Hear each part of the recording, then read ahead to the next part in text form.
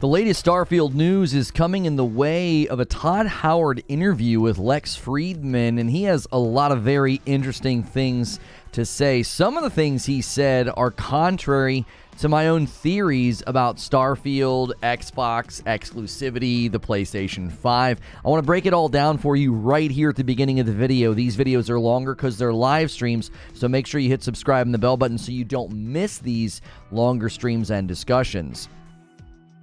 This is a Reforge update. The latest Starfield news is coming in the way of an interview that Todd Howard did with Lex Fridman about the game, and he had a lot of interesting things to say. I'm going to break it all down for you in this update. He talked about optimization being affected by Xbox exclusivity, the game size, difficulty, and I feel like there's a little bit of a conflict in his commentary. Make sure and hit subscribe and the bell button so you don't miss these quick uploads. So twistedvoxel.com had the following to say: the console optimization for Bethesda's upcoming massive role-playing game Starfield was aided by the game being exclusive to Xbox, which this is the first we're hearing about this, and people noticed performance issues in the trailer, so we're now hearing that, oh, it's been better optimized because it's only being built for one system. During the latest episode of the Lex Fridman podcast, director and executive producer at Bethesda Game Studios, Todd Howard, explained that Starfield was able to receive more focused console-specific optimization on the Xbox Series X and the Xbox Series S as a result of being a console exclusive. Now, I have my own thoughts about the Series S and how we've seen performance issues on it already with some games coming out. Any of the side-by-side comparisons have shown that the Series S is struggling to have good graphical parity and performance even close to the Series X. And I started saying I think some of the things that we're seeing in Starfield are likely the cause for the delay. They're trying to get this thing to run well and optimize it for the Series S. Apparently not being on the PS5 also helped, which might shoot down another theory that we had. He said that not putting Starfield on PS5 has helped with a more focused approach to development. There were rumors that this game was going to be a PS5 timed exclusive, and Todd Howard's commentary kind of shoots that down. Not entirely. I mean, it doesn't mean they weren't working on it or had a version ready for PS5, but he has more to say beyond this that makes it seem like maybe there never was a planned PS5 exclusive. According to him, the acquisition was not disruptive. He added that Bethesda has always primarily focused on Xbox when it comes to consoles. The studio went into development focused on Xbox, therefore the exclusivity is not an abnormal situation for the development team. So he's saying they went into development focused on Xbox, which again, I think this shoots down the rumors that it was going to be a PS5 timed exclusive if he's telling the truth. I mean, I don't know why he would lie about this. So if he's telling the truth, then I don't know if there ever was a planned timed exclusivity, unless, of course, it was just going to be a ton of money from Sony, which would make up for it.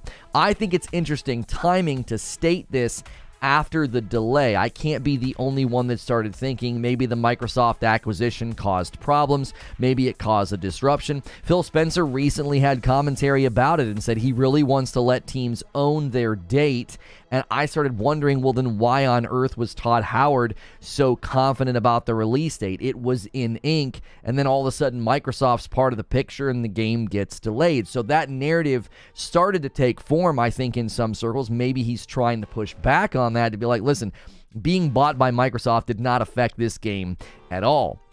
Now, could we read between the lines here? Because he's saying it's optimized better because it's for the Xbox only, but then he says this. It was also mentioned by Howard that top Xbox engineers are currently helping with the development of Starfield on both the Xbox Series X and the Xbox Series S. According to him, delaying Starfield was tough for him and the development team to make, but ultimately it was the right thing to do. Why would Xbox developers and engineers be assisting with the game and the development, and that sort of leading to a delay is kind of how this is structured in his thought process, and yet apparently it's helping with optimization.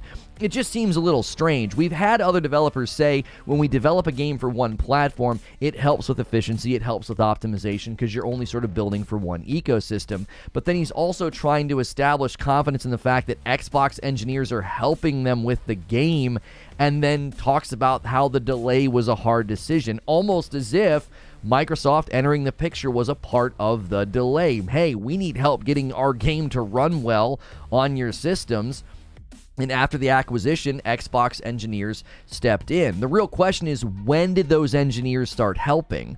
Why would they have been helping prior to the acquisition? Is that something normal that Microsoft does? I'd like to get some more clarity on that. This emphasis on the top engineers from Xbox, I think, is related potentially to the delay. He's also setting a narrative, I think, that the game's gonna run really well on Xbox. Is essentially what he's doing. I mean, the trailer had performance issues, and now we have Todd Howard basically saying this thing's gonna run amazing on Xbox. He says that when he plays, he's gonna prefer to play on the Xbox because he sits in front of a computer all day. Now, he went on to talk about some more things, difficulty and planet count. He revealed some new details regarding Starfield's gameplay and difficulty. The game world is generated in tiles, much like other Bethesda games. These tiles were made to look like realistic landscapes, so they could be put together and then warped around a planet. Howard said that the studio is capable of creating more than 1,000 planets, but decided to set a limit due to the detail of naming them and having a distinct feeling about each one. He also mentioned numerical levels being assigned to different star systems, which would indicate their difficulty. So you will know the difficulty before going to the star system, and they could have made more than 1,000 planets if they wanted to. Now, there's a tension when it comes to difficulty. According to Howard, the studio aims to make space travel dangerous, and this aspect has been dialed back and forth during development. Environmental hazards exist on many of the planets players will explore, such as gases, toxicity, high or low temperature. He also talked recently in an interview about like running out of gas and not being able to go anywhere, and they didn't want that to be the case. They didn't want it to be something that would be constantly, making you feel like you can't go anywhere in the game. That would not be ideal. So difficulty tension is there. They want space travel to feel like, hey, this is something that takes some time and it's dangerous, but they also didn't want it to be an overriding factor. There will also be ships and mechs out in the wild. There will be mechs that won't necessarily, do anything. They'll serve some utility, and there will be some ships that will contact you during your travels. So here's my thoughts. The latest interview with Todd Howard with Lex Fridman seems to indicate that Starfield's going to run very well on Xbox, saying that it's better optimized because it's only exclusive to one platform, and they actually entered development focusing on Xbox first. But he also said that Xbox engineers, top engineers, were helping with the game, which means they probably came in after the acquisition, which again leads me to think that optimizing this game for the Xbox is part of the delay. Let me know what you think. As always, if you like these short updates and these videos, you can hit subscribe, you can hit the bell button. Check out Reforge Gaming. We do these short little videos, and then we discuss them at length with a live audience. A lot of you guys have been enjoying my short-form content over here on Updates. We'd love to see you come over and join us on the Reforge Gaming live streams. As always, hit subscribe, hit the bell button, and I will see you in the next video. And I forgot to loop the stupid trailer, so it got to the end. Good morning, good afternoon, and good evening. I don't know if you guys are seeing the same thing I'm seeing in this interview, but it's like I'm confused. If this game's going to run better on Xbox, right, because it's being optimized for one system, why are you having top Xbox engineers help you with the game? And when did they step in and start helping, right? I think you should have watched the podcast yourself. Lots of details left out. I swear I'm going to start banning people for that narrative. I shouldn't have to go watch a 3-hour long, or in this case it was like a 20-minute long interview, to get a summary on the interview. I'm just going to start banning people for that. Do not come in here and run that narrative. I'm so tired of that. Like all of the work that we do in show prep and all of the content that I put out there, if you find my preparation lacking, then go the frick somewhere else. I am done allowing people to put that in my chat. It's over. You're not allowed to do that anymore. That's bannable. I'm over it. I'm allowed to read summaries of interviews to spur on a discussion. I should not have to go and watch every jot and tittle and read every single thing. Like, I shouldn't have to do that. You're the confused one? I'm not confused. I read the summary. I watched at least 4 or 5 minutes of it when he talked about like what inspired Starfield. I'm not confused at all. Hey, I tell you what, educate me on what I'm confused on. What did I mess up in that summary? What did Twisted Voxel mess up in the summary? Please. I can't wait for the 3rd time in a row for people to tell me that I have details wrong to not actually be correct, because people did that to me yesterday. They said I didn't read all of the documents. They said, "Oh yeah, you didn't read all the documents about the acquisition." And then when we looked at the actual claims being made, that wasn't true. I was being lied to. Someone said I was misinformed and I should have went and read all the 60-page documents. And then we pressed it on their claims. They were lying.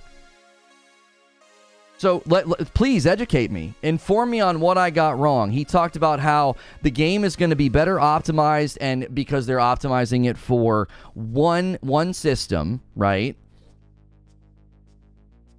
Why are top Xbox engineers helping them optimize for Xbox? Because they're top Xbox engineers. No, that's not me being confused. That's a genuine question. At what point did those top Xbox engineers enter the picture? Was it before the acquisition or was it after? Did they get access to these engineers after the acquisition or was it before? The reason is he actually talked about their goals for performance when creating games like Starfield, that they pull back on qualities to balance others. Okay, but that has nothing to do with my opening commentary, and it doesn't undercut anything that I said, Apollyon. Just because he said, oh, we're willing to dial things back to balance quality and performance, that doesn't affect anything I said in the show open. It doesn't. It's not contrary to anything that I said. It's not a refutation of anything that I said. The narrative you just mentioned was spread out over 3 hours, so it comes across a bit different. Right.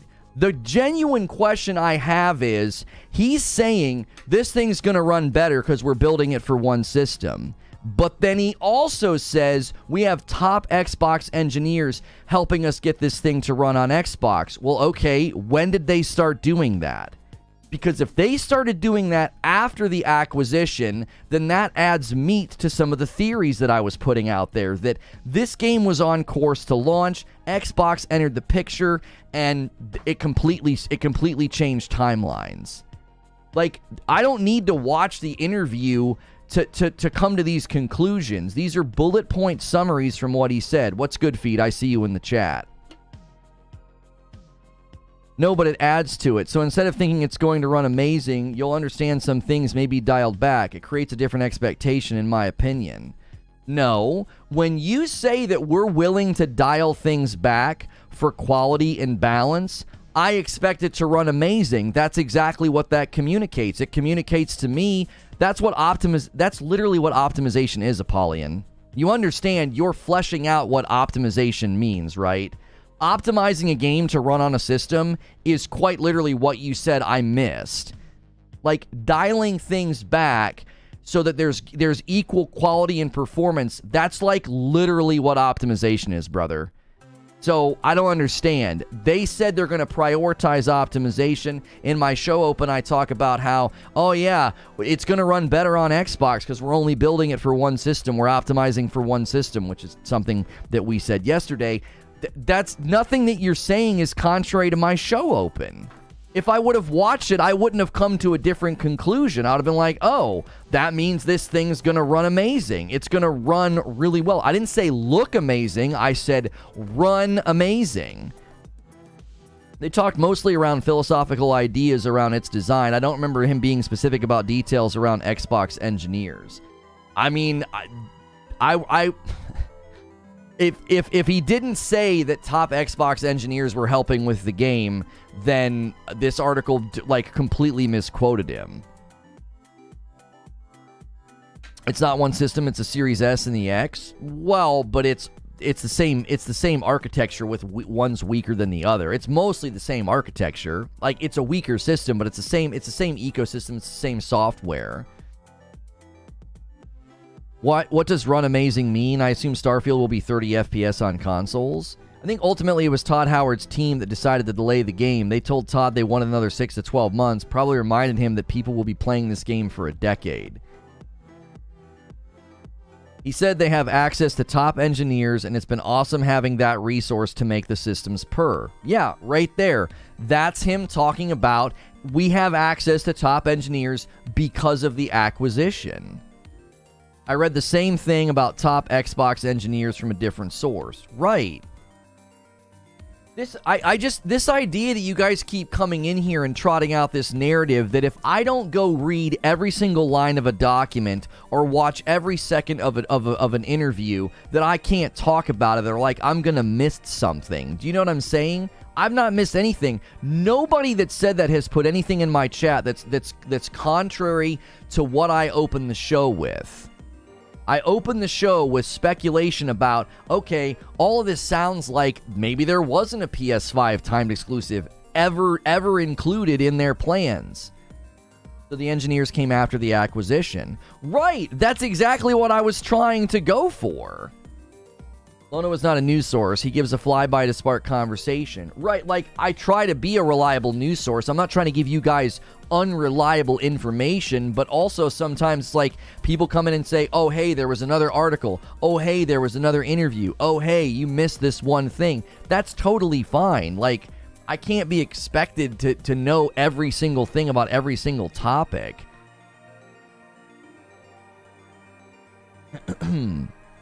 They have to kill it more so now than ever. Oh, kill it as in it go well. They probably got the Xbox engineers in for help because they know how now have in-company access to it. Next gen is still pretty new, and having direct access to the engineer probably helps a ton in optimization. My favorite part was Lex putting all the love all over Skyrim. Todd then having to step back and be like, well, thank you. Yeah, I mean, I just don't have time to watch, like, stuff like that. You know what I'm saying? I was trying to get to the meat of it, and when I watched the first couple of minutes, he was talking about, like, what inspired the game or whatever, and I was like, I don't have time for this, and I found a summary that I thought, well, these are great bullet points. They're talking about optimization. They're talking about primarily targeting the Xbox in development. They're talking about difficulty. They're talking about number of planets. I was like, this is all excellent. I was like, these will be great discussion things to talk about. Next gen's not new. It's been 3 years already. Optimization is always done closer to the end of development. I don't understand why you're confused.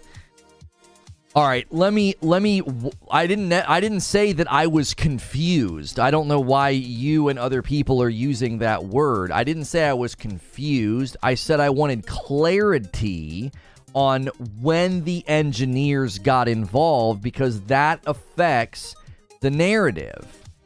If you don't have access to Xbox engineers and you are set on a date and Todd Howard's like, it's in ink, they go through an acquisition process, and now he's saying, we have access to all these resources. We have access to these top engineers to help us get this game to run better. And in the wake of that, you delay your game. That doesn't make you think at all that maybe they were having trouble getting the game to run well on Xbox, and these engineers have stepped in to assist and help. That's what I was driving at, is when those engineers stepped in, I think is a significant piece of the timeline. Having the help is nothing but a bonus and is a net positive. That's likely something they didn't have access to before the acquisition, as the engineers are likely behind NDA trade secrets. Right. I'm not saying it's a bad thing. I'm saying, was that the catalyst for them ultimately concluding this game is not ready? Like, do you guys understand? I've never seen an opening intro to a show get criticized so much. I'm telling you, Sven, people are sensitive about Starfield and about Xbox, and I think maybe there was just like this assumption that here comes Lono, he's going to be negative about Starfield. It's like, no. I even said in the show open, this shoots down some of my theories. It potentially shoots down some of my theories. We don't know. This could add traction to some of my theories. If they were struggling to get it to optimize for the Series S, and these engineers are helping them with that, you also have to understand that during all of this, Microsoft allocated more memory for developers on the Series S. That could have been another result of these conversations. Look, man, we're trying to do this stuff and we can't. Also, another point is they might have felt more comfortable to delay the game after being bought because they can continue to pay salaries and all without selling Starfield. That also could have been part of the dialogue, Benjamin, which again adds meat to something that I've been saying. This delay came in the wake of Microsoft getting involved. That's not a negative thing. It's a, look, man, we now own you, so there's no pressure here. We want this thing to get out the door and to be awesome. We're going to let our guys assist you. Oh, and if you need to delay it, delay it. Like Phil Spencer said in a recent interview, he's like, I want teams to own their date. I don't want people feeling like they got to like shove something out the door just because. Lex is very thorough and talks very slowly. You have to watch all his stuff at 1.5 or faster to cut through the interview. Then I bookmark stuff and go back and listen. I believe they were already owned by Microsoft before they made the in-ink date. I think Todd's statement about the pressure of making a console seller is telling. Microsoft has decided to make this a flagship title. No, the interview did not give any indication of a release date, Eugene. No. Sorry, haven't been around all week. I've been through some personal issues. Well, I'm glad to have you back, Jay Beans. Guys, thank you so much for being here. We now have alerts that pop up down in the corner. We have a daily member goal. People blew it out of the water yesterday. Thank you to everybody who partook. And we're doing daily member segments, so make sure your membership's up to date. We'll be doing another one today. We had a trailer for this Starfield show, and it doesn't play after 9 o'clock because that's when I schedule the stream for. So if you get here after 9 o'clock, you don't get to see the trailer. It kind of defeats the purpose of the trailer, but people are like, well, you should be on time. Well, our idea was make a trailer that's like 3 minutes long and start backing up my start time. So when you get here, you watch the trailer and then I start a few minutes later. That was our theory. That theory's not going to work. This is a theme from Xbox. FPS Podcast with Matt Booty also spoke about how their studios and engineers are working close together, even have third-party studios assisting. Don't know if it's bad. I haven't said anything to indicate that it's bad. I haven't. I have not said that it's bad. I have said this is a significant piece of information in the timeline that they didn't just get purchased by Microsoft. That's not what happened. They've been purchased by Microsoft, and now they're getting folded into their development bandwidth. Engineers from Microsoft. Do you understand what I'm saying? If you're this guy said don't donate to this guy anymore. He doesn't have all the info. First and foremost, nobody donates to me. They support my channel. And if I don't have all the info and says he doesn't need to find all the info, just lazy. Let me show you laziness. Watch this. Who was that guy? So essentially what I'm saying is the timeline of the actual acquisition changes the flow of the narrative in my mind. It's like, okay, they had this game that wasn't ready. Okay, it wasn't ready. And at some point in time, the teams decided, according to Phil Spencer, the teams decided, not Todd Howard, this thing's not ready. We got to stop, right? I saw Ceasefire has 4 episodes released. How many are free until we have to pay to listen? Every episode has a free flyover, and then there's segments after. You just have to use the Patreon. Hate donation train time? Yeah, go ahead. Do a super chat train to show that guy how dumb he is. Lona got to walk on eggshells when talking about Xbox. Anyone in chat who makes this stream about Microsoft versus Sony or console wars should be blocked. It's getting annoying. I'm not letting it be about that today. I'm not. Phil and Matt Booty took one look and said, this looks... See, Tando, don't you understand? I'm not trying to run a negative narrative about the acquisition. My man Lazaro says, and I'll continue to support. Welcome back, dude. Thank you very much. Who wants to be the first chingering down here to start this thing off? Thank you for the 5-spot hill. He says, F that guy. Matt Booty, I know. How many times does he have people laughing about his name? I am not saying this is a negative thing. This could be a good thing. If Microsoft is becoming more involved and more invested in their stuff, there it is, Hilly. Thank you, 589. If that is what's happening, and they're saying, listen, we need to be more involved. This could quite literally be their change of philosophy after what happened with 343 and Halo Infinite. All of this could be a very good thing. I've not once indicated that I think this is a negative thing. I haven't. This could all be great because they could be more involved. They could be more plugged into the development of these games, which means, right? Which means we're not going to have a Halo Infinite scenario ever again. Well, maybe not ever again, but it's going to be less likely. Because Microsoft's going to get involved and be like, hang on a minute, bro. No, this game's not ready, right? I want to see how loud the alert is. I just turned it down a little bit. I think I turned it down a little bit. I want to see how loud it is. We got another 5 spot from Sorcerer. Okay, that wasn't too bad. I still think that's too loud. Yo, Hilly gifted a member, and it went to Cujo. Welcome in, Cujo. Okay, that's better. That's about roughly the volume of the music. Cujo, congrats on your membership. That's the first member toward the goal. Thank you so much for doing that, Hilly. Starting the day off right. And guys, like, don't give this guy money. Yeah, watch. Belanjude gifted a membership. Thank you so much. It went to Jason F79. There it is, the pop-up. Thank you guys so much. Getting the train going. I always love when someone thinks that's going to be a useful effort. A $2 tip from Lazaro. Thank you so much. Welcome back in. It's small AF and mobile. We don't want it to be too big. Oh, you mean is the member goal too small?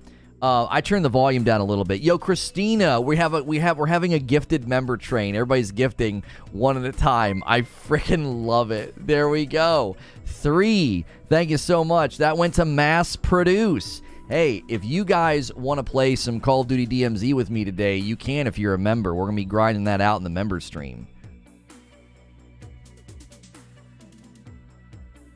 It was also great because Todd opened my mind to exactly how the development process works for their games. Just an all-around enjoyable podcast as a gamer. Right, and Apollyon, I wasn't trying to bite your head off, but I'm not going to keep sitting in this chair and having my integrity and my thoroughness questioned just because I don't know every single thing about a subject. I'm just not going to abide that. That's so unfair to me and the show that we put on. Jay Beans hit a 4-month membership. Texas Heat jumped back in as a member. And Craig hit 16 months, and it's a VIP. Love the show. Membership is worth every penny. Thank you very much. I appreciate that. And King Goobot's going to jump in as a member plus. You the best. Welcome on in.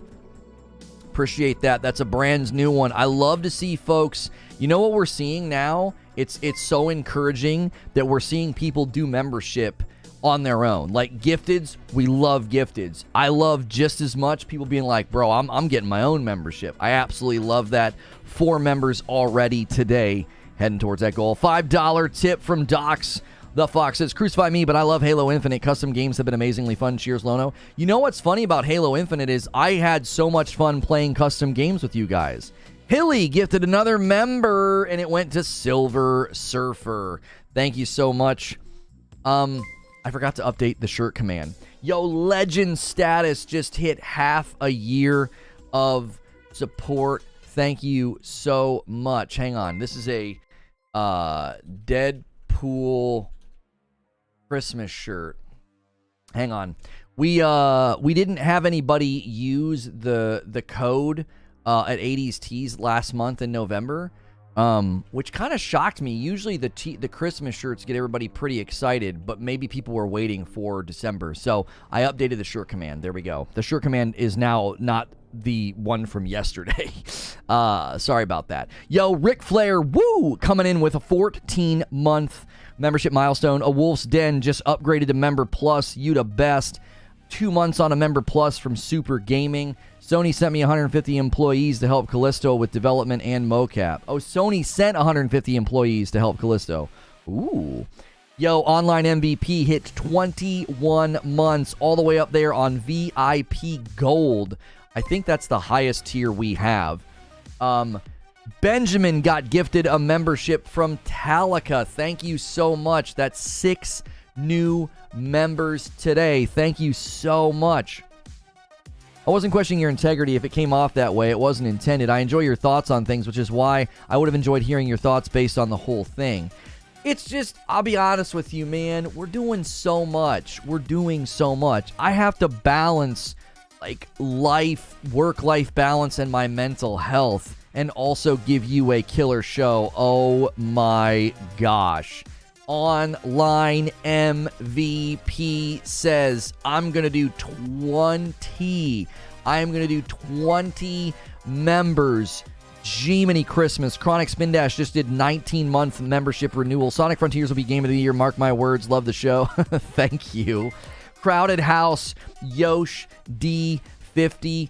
I am going to mute the sound. I'll let them all pop up, but it's too disruptive to have that sound hit 20 times, but it will pop up. Yosh D, Jaleel, Just Vuvo, Vig Gaming, Hellish Smoker, Atlas, Ryan, Random Zero, The Standardized Trail, Bonium, Willie Kale, Demetrius, Joe First, Kyrian Merrigan, Dr. Dinglenut, and Freddie just upgraded to a VIP.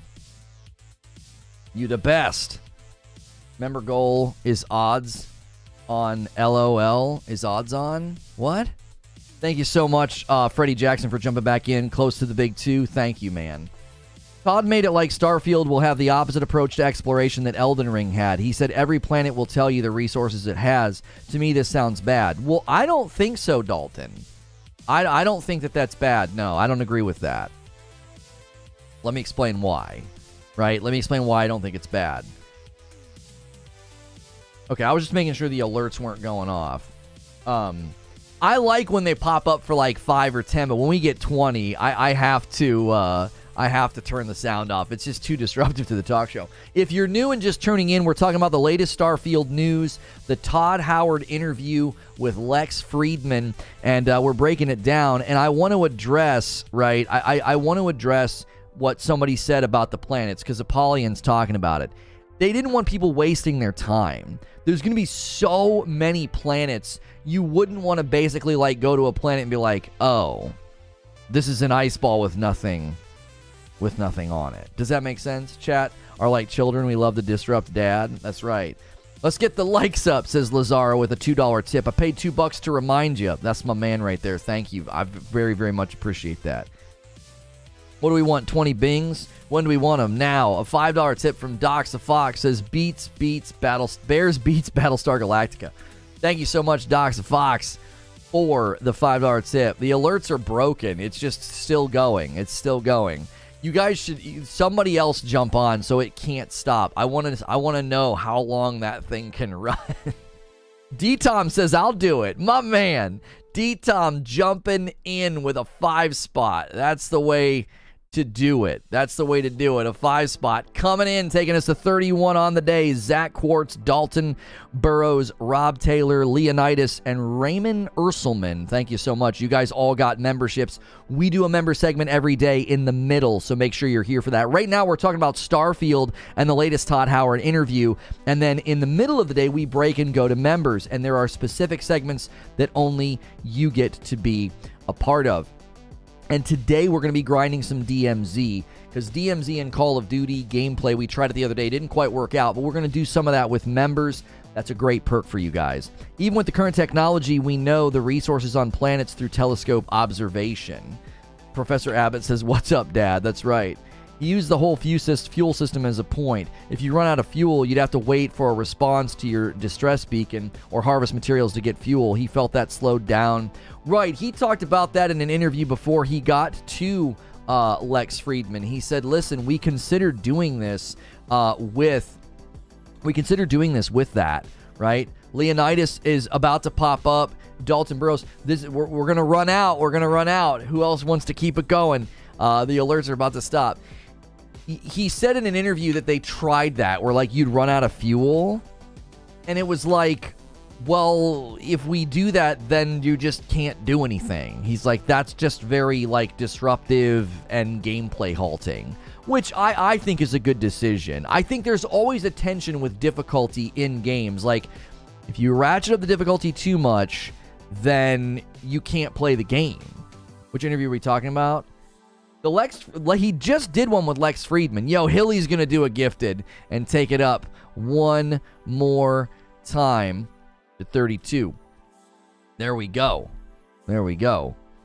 You guys are nuts, man. It went to Eric Spro and Ashen with a $2 tip. I'll turn the sound back on. Don't stop me now. I'm having such a good time. You the best, Ashen. Quintar Silver says, I'll do 10. I tell you what, I'll let the 10 play. That's 42. You guys want to beat yesterday? Because yesterday I think was 50. Thank you so much, Docs the Fox, for a $5 tip. Can't afford to feed my family, but here, take this anyway. I really hope that's not true. Please don't do that. Don't tip me if you can't afford to feed your family. Professor Abbott, Alex Jordan, Jeremy Williams, Osimo23, Michael Kennerson, Infamous 538, Homie, Reg, Kevin George, and Sleepy Kraken. You guys all got members, and I'm letting the bings go. You guys get to hijack the show a little bit. I'll let you do it. And there's one from African Jedi. He's gifted one. Demetrius hit 5 months, says, hey, thanks for the gifted. And Dustin Straw gets the gifted from African Jedi. Listen, guys, we really want to get back.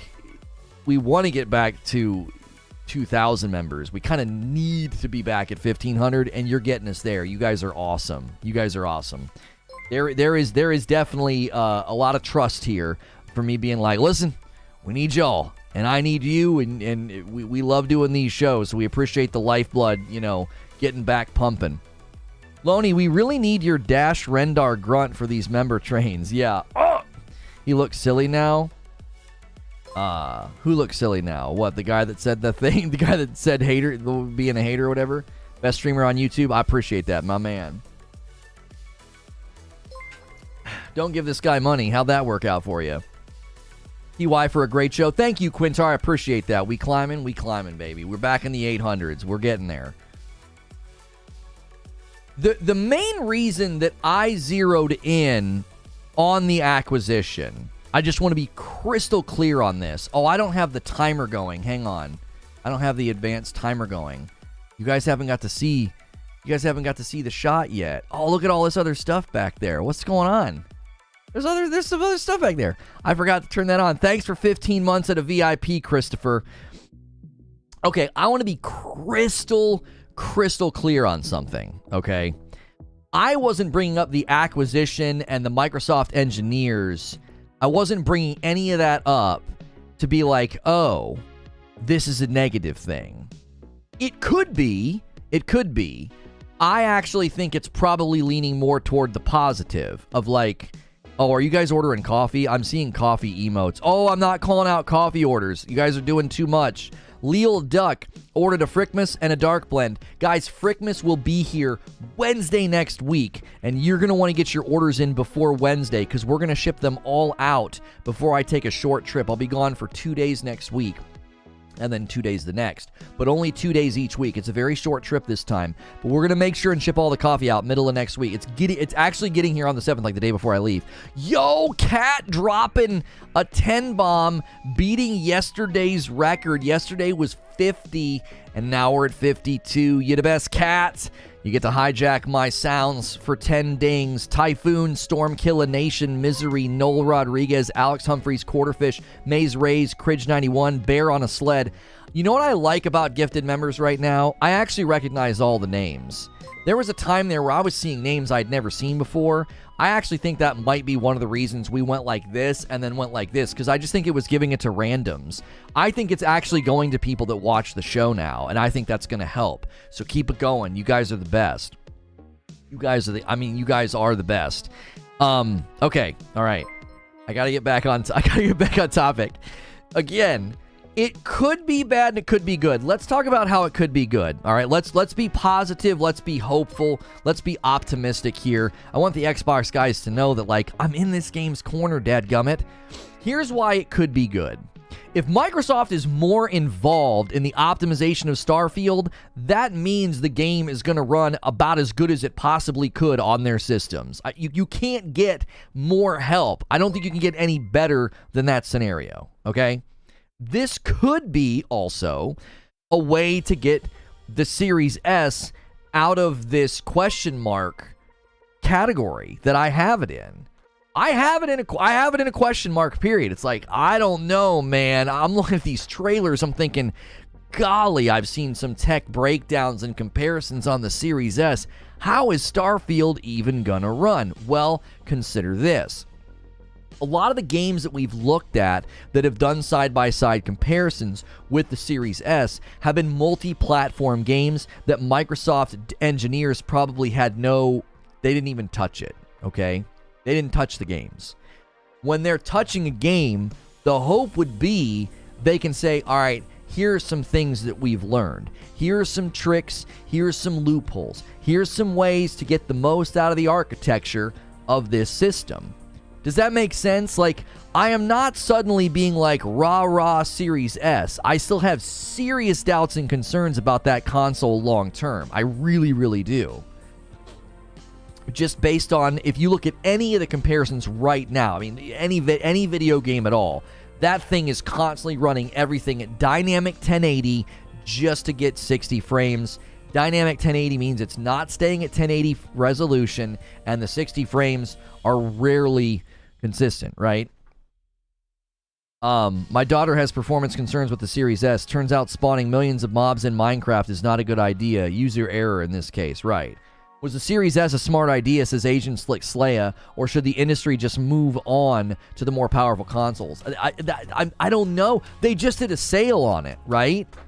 It's going to continue to saturate the market. To be honest, as Apollyon, he didn't talk about the Series S when talking about the engineers helping. He only mentioned the X. So obviously there's some thoughts that could be created from that. Well, I don't want to drill down on that, Apollyon, and here's why. A lot of people say the Xbox Series X as like an umbrella statement. They don't have to say every single time the Xbox Series X and the Xbox Series S. Like, that just gets a little redundant. So I don't necessarily want to drill into that. Now, I could. I could drill into that and be like, that's interesting. Todd seems to only be talking about the Series X. But I feel like that would be me sort of... That's some confirmation bias, right? Yeah, I'm, Lono's anti-Series S, and, and he's taking these things and stretching them. The Series S can certainly slow down development, but I guess we have to wait and see. One other thing I worry about in Starfield is the melee. The melee in Bethesda games has been the same since Skyrim, and I would want it to improve before Elder Scrolls 6. If it doesn't in Starfield, I will worry. Here's the thing. I think melee in first person is just a bad idea. I don't know. Listen, I know people are going to be like, such and such game is dope and such game is awesome. You're crazy, Lono. I'm telling you, man, every time I play a first person game where I'm doing melee, it always feels kind of ish. It doesn't feel right. It doesn't feel as good as it should be. I don't know. It always feels ish. Mid, I think, as the kids say, right? It never quite feels like a polished, awesome experience. And some of this is because I'm coming from games where, the melee just feels fantastic because it's third person, right? I don't know. Can't leave the S behind. The S makes up substantially more of the platform than the X. Yeah, I don't think they can leave the S behind. I think the Series S was a smart idea as an entry console to the next gen to replace the Xbox One X in the market. Maybe it needed to be marketed better, though. 20 months from Reaper, and it's a VIP. Good morning. Awesome show. Thank you. Well, just consider this. I don't want this to become like an anti-Xbox Series S stream, but just consider something with me, okay? Let's say you're a huge fan of the S and you think I'm full of crap. That's fine. You can think that. Look at the actual stats of performance that thing consistently cranks out. It's typically 1080, dynamic 1080p, just to achieve 60 frames per second. Now, I want you to ask yourself something. With everything we know about technology, innovation, and developers having this infatuation with ray tracing and better this and better that. They're always trying to crank the graphics up. Just how long do you think developers are going to want to put up with a system that constantly has to drag everything down to 1080 dynamic just to hit 60? Do you understand what I'm saying? That's not hate. Good morning, chat. Don't forget to like the stream and order some coffee, says Goddess Omega. I strongly recommend the Frickmas blend. It'll be here middle of next week. It's a smaller run, so it's going to go fast. I think we've already sold over 20 bags. We've already had 20 pre-orders, so get your orders in. Yo, my man coming back in on a VIP, Mike on the mic. As long as it makes some money. Well, yeah, I just don't know if it's that simple, though, Sandy. I think the Series S will be what the PS4 was last gen to the install base. Is too big. It's too big to leave behind. Right.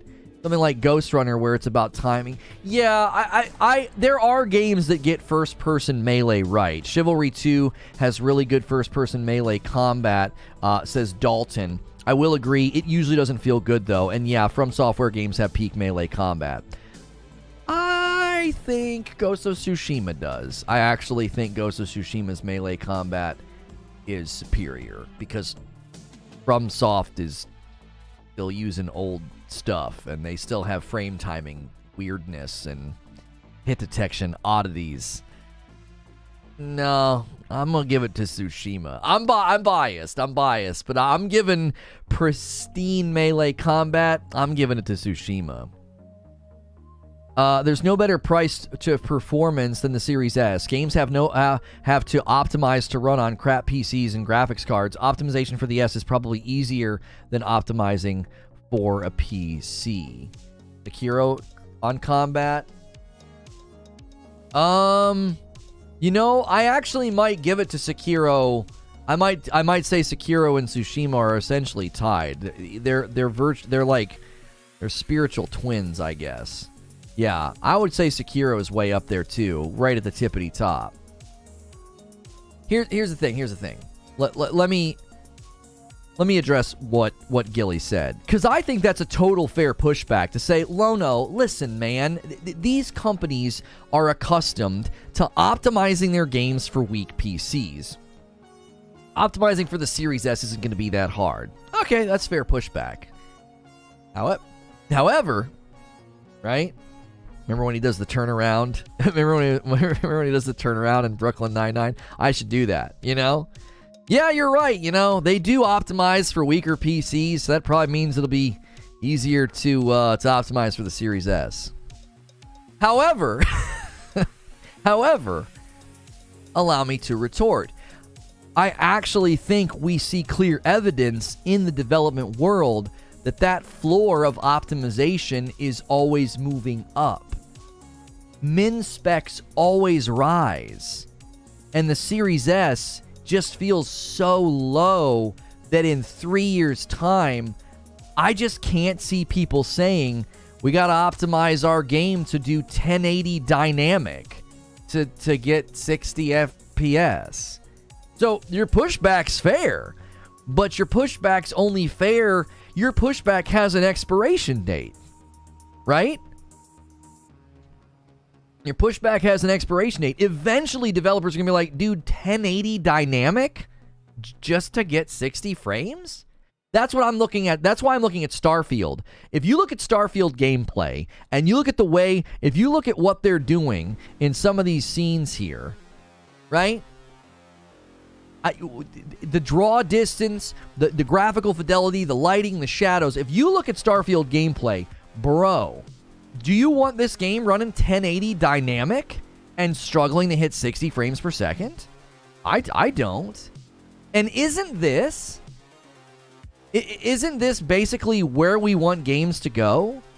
Big, open, photorealistic, amazing lighting.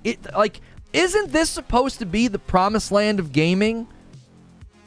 And I got people in the room being like, I mean, it's fine if it's dynamic 1080 and struggles to hit 60 FPS. What? What happened to all of the doe-eyed optimism about next gen? Where, well, you know what I'm saying? Where is all that? Oh, it's going to be amazing. These games are going to blow us away. They haven't even begun to squeeze the potential out of these consoles. And now people are like, well, you know, I mean, if I get 1080 dynamic and it, you know, average 40 frames per second, I think that's a pretty good deal.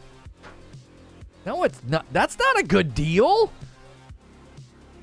It's a dev thing, not a system thing. Yeah, sure, Mo.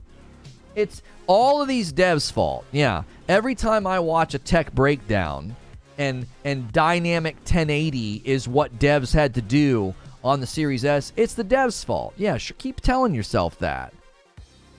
They haven't touched these consoles' power. Mo, there's no one in the tech world that agrees with you. There isn't. I can't find a single person that's like, bro, the Series S is so ridiculously strong. These companies haven't even begun to tap into the power of the Series S. That no one's saying that. Nobody. That's not a thing. If you actually look at the raw power of that console and you compare it to the raw power of like a mid-lane PC, it's not even close. Switch and the Series S are lagging behind. Right. The Nintendo Switch doesn't even have a launch date for Hogwarts Legacy right now. How many people actually have 4K or a TV that can do 120? The S is for the casual gamer who just wants COD at 1080-60 on their 5-year-old TV for the 10 hours they play a week. Homie, even a 5-year-old TV, 1080? What? And furthermore, Gilly, I ain't talking about the consumers, dude. I'm talking about the developers. It's dynamic 1080p now, says Eugene. Just wait until the gen advances. It'll get worse. I had my mind changed by Linus when he made the argument for sticking 4K videos behind the premium paywall. What? How is that related to what we're talking about? Ben says, I have a 5-year-old PC that's better than the Series S. How is the Series S lagging behind? It plays current gen games. Okay, so, that's, I think that right there isn't the response. It's not the response. If I told you that your TV was lagging behind because it could only do 1080 30 frames per second, and your response was, what's the big deal? I can hook an HDMI up to it and play Blu-rays. You didn't respond to what I said. You didn't. If I'm like, bro, this TV is so outdated, it's lagging behind, and your response is, well, it has an HDMI port, I can hook a Blu-ray player up to it. It plays Blu-rays. That's not a response. That's not the issue at all. When I look at Starfield gameplay, when I look at what Bethesda is attempting to do, Todd Howard in this interview with Lex Fridman says, listen, we could have made more than 1,000 planets. Do you want to know why he said that? Because these game companies are getting a lot better at building really big games. Seriously. Look at the size of Elden Ring. Look at the size of Horizon Forbidden West. Look at how much bigger God of War Ragnarok is than 2018. Look at the graphical fidelity in Forza. These companies are like, they love to push things forward. They absolutely love it. It is interwoven into the tech world, into the development world.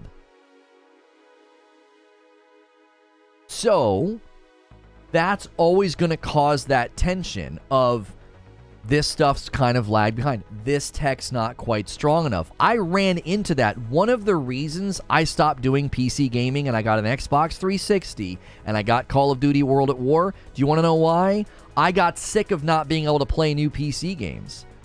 At the time, the big push was all these new games coming out, that you need a quad-core processor.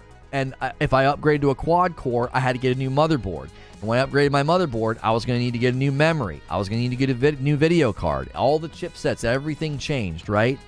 I was like, forget this. I'm just going to get a dadgum console. I'm tired of this. I want to be able to walk into the store and be like, here's my money, take the video game home, and play it. I wanted that simplicity, right?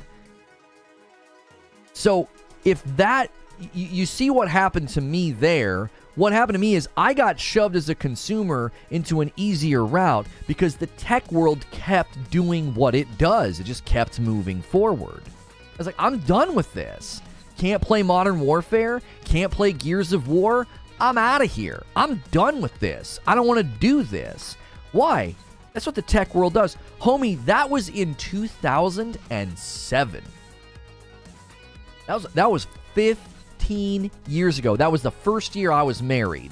Was like, I am so done with this. My hobby has been hijacked. Yo! Oh my gosh. I'm going to turn off the chingering, but they're all going to pop up. 20 gifted memberships from my man Kyle. He says yesterday's member was, we hit 50. I'm going to take us to 72. Getting us super close to 100 new members in a day. That is bonkers.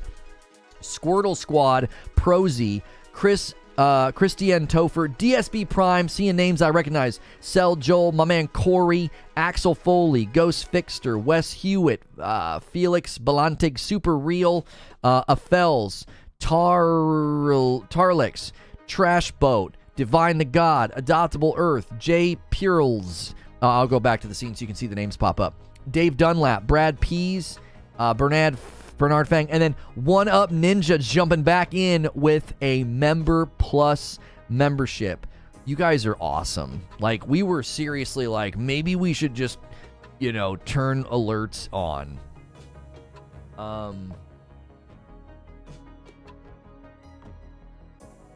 Some guy named Definitely a Human is sending messages. Do not click on this, guys. If someone sends you a message about 3 months of Discord, it's false. You got hacked, mate. It's not real. If someone sends you 3 months of Discord Nitro free from Steam, it's fake. Report message.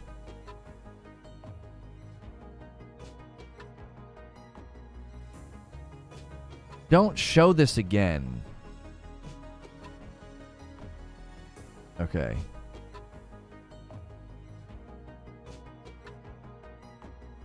There we go.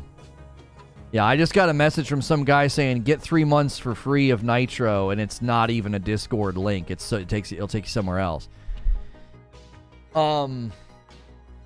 Let the chime provide dopamine. Love it here. All right, I'll turn the chimes back on. $5 tip from XCal says, love it here. 3 month renewal from Graydon at a Member Plus. Reforge Gaming Hype. Let's go. Welcome back in. You guys are stinking amazing. Do you think Starfield will be buggy just like every other Bethesda game? Well, okay. My takeaway from the interview, okay?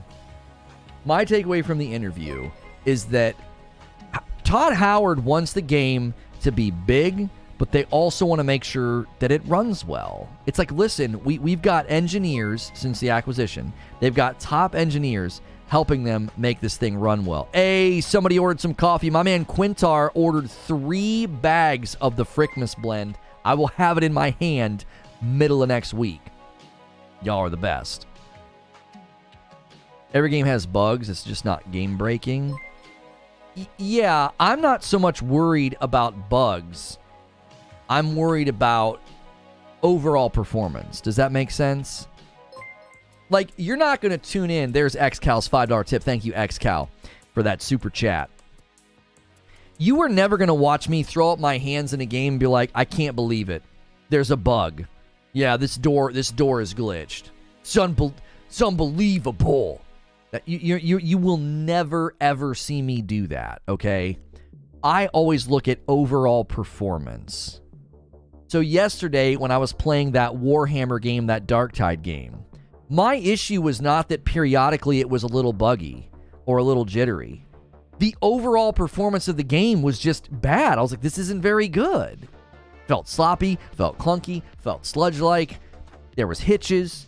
I kept giving it its time. I'm like, maybe it's the intro. Maybe it's a prologue. Maybe it's this opening area. No. Overall performance was bad. And you can't get away from that. It's like when you put on a sweater and it looks really nice, but it's itchy. You can't wear that sweater. You just can't do it. It's too much. It's all you're always, you can't get comfortable. If a game's overall performance is not so good, you it's like you can't escape it. Everywhere you go, every mission you go on, every person you fight, you feel that like something's wrong here, something's off. So when I've looked at the Starfield gameplay, they haven't put out a Starfield trailer in a while. So this Todd Howard interview, I think, is a pretty good indication that they're nose down right now. They're nose down. They are 100% trying to get this thing to look and run really, really well. And Howard is expressing this idea of being like, look, we're building for one system. It's going to run. It's going to help with optimization. We said that yesterday, and some guy told me I was full of it. I was like, no, when games launch exclusive, it increases quality. I don't care if it's itchy. You better wear it for the ugly sweater. It's freaking Christmas. That's right. They should be. They've got systems to sell. Yeah, somebody said that Todd Howard expressed that this game was going to help move systems. Did he say that in this interview? If they don't sell systems, they won't sell games. Kind of par for the course with Warhammer games, says Sven. It's why I criticize the Inquisitor game. Same complaints. The only game that made me forget about its bad performance the more I played is Elden Ring. As long as your game is fun, enough people will ignore the little stuff. Depends on how far-reaching it is. I still take points away from Elden Ring for that. I still do. Because to get the best performance out of the game, I still have to run the PS4 version on my PS5. What? Warhammer kind of runs like butt, doesn't feel like a polished game. It doesn't. It doesn't feel like a polished game at all. It feels bad. Not really. He said it brings a bit more pressure to delivery. So it sounds like he said he felt the pressure of the game being a system seller. That's interesting. Todd said that now they are exclusive, they do have the pressure of selling the new systems. Interesting. That sounds like they're being folded into a Microsoft, like he's thinking about Microsoft. Yeah. See, from where I sit, I did a video about this a while ago. I don't remember where we put it. But I basically said that I thought Microsoft was shifting to Starfield being their flagship instead of Halo, right? I don't know if it's that extreme. I don't. I think I might have overstated my case. But I do feel that Starfield is going to be one of the flagships, which is why Microsoft got involved, which is why Microsoft engineers are involved. They're like, we need this thing to be primo, and we're going to delay it 6 months, a year, whatever we need. This thing needs to run significantly better. It needs to look and run better than it runs right now. Studio Todd Howard admits that he's feeling the pressure to make their sci-fi RPG a platform seller for Microsoft Xbox Series X, and honestly, after all the acquisitions, Microsoft Studios needs to start delivering attractive exclusives for the console. Quote, we've never been kind of the platform seller, the game for a platform for some time. And so there's a lot of pressure and a lot of responsibility there to make sure we deliver for everybody. Sounds like Microsoft is kind of pushing a narrative there. Like, hey, you gotta move some consoles for us, dude. Gotta move some consoles for us. I was gonna watch the whole interview. I wrote the date down in my diary in ink. Somehow I managed to miss it. Do we know the involvement of the Microsoft engineers? He phrased it in a way where it sounds like it's like they have access to resources, and this actually lines up with stuff that Phil Spencer said.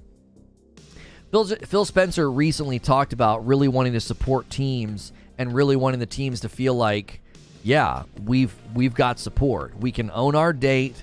We can 100%, dictate when the game launches. And so I feel like the Microsoft engineers have stepped in to assist with optimization. One thing I wish the interviewer had asked is about co-op, not on ESO or Fallout 76 multiplayer, but just simple co-op for future Bethesda games. I feel like Bethesda missed the room when giving us Fallout 76. No one wanted that style of game. I would love just simple co-op in an Elder Scrolls game, but after Fallout 76 flopped, they basically said they would never try multiplayer again. Todd also said he could have pushed Starfield out, but they chose not to. Is Starfield delayed again? How many times is that now? Can we start worrying now? MJ, I've had people kind of getting up my nose about that. They're like, there's no release date, so it can't get delayed again. Well, that's not necessarily true, because they said first half of next year is when the game would be out, and I don't think that's happening. I don't think that's happening. My gut, the rumblies and my tumblies, tell me this game is late next year. That's my gut. I don't have anything to support that, like, factually. I don't. But what I do have is a sense and an instinct of how these things typically go from 8 years of gaming coverage. And I'm telling you right now, from Matt Booty's commentary recently on a podcast saying, look down the calendar after Redfall, and then Phil Spencer's commentary, I think this thing's late next year. That's what I think. That's not me being a doomsdayer. That's not me being negative. I've been covering games for a really long time, and just some of the phrases I've heard recently, I'm like, yeah, you're not making first half next year. I can feel it. I can feel it in the air. I can feel it coming in the air tonight. So I want it to be amazing, which is partly why I'm like, go ahead. Right? I can feel it in my scrot. That's right. Don't step on your Legos. You guys like that? I'm really, really, really excited. Nice, Phil Collins. Thank you. I feel like we should know more after the awards next week. If there's no announcements, it's down the road for sure. Well, I actually thought it was the video that I reacted to. Was it Juicehead? I think we reacted to Juicehead about this. I can feel it down in my plums. Ready to take them to the farmer's market. With the channel launched? We've not launched it yet. It's ready. It's ready to go for today. As long as Creature doesn't break any more of Google's rules, we'll be fine. We'll be fine. Anyway, what was I saying? I lost my train of thought. What? Yesterday was a rough day, bro. Yesterday was a rough day. It's a new day. It's a new day. Let the boy watch. F them for that. That was petty. Yeah, it was petty. Frickmas Blend is back. It is back. I lost my train of thought. What was I doing? What was I saying? Dad gummit.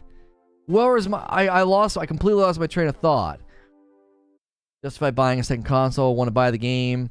Oh, there it is. This is what I was going to reply to. Thank you for... I'm rereading what Sandy said. I feel like we should know more after the awards. Yeah, we were responding and reacting to a Juicehead video.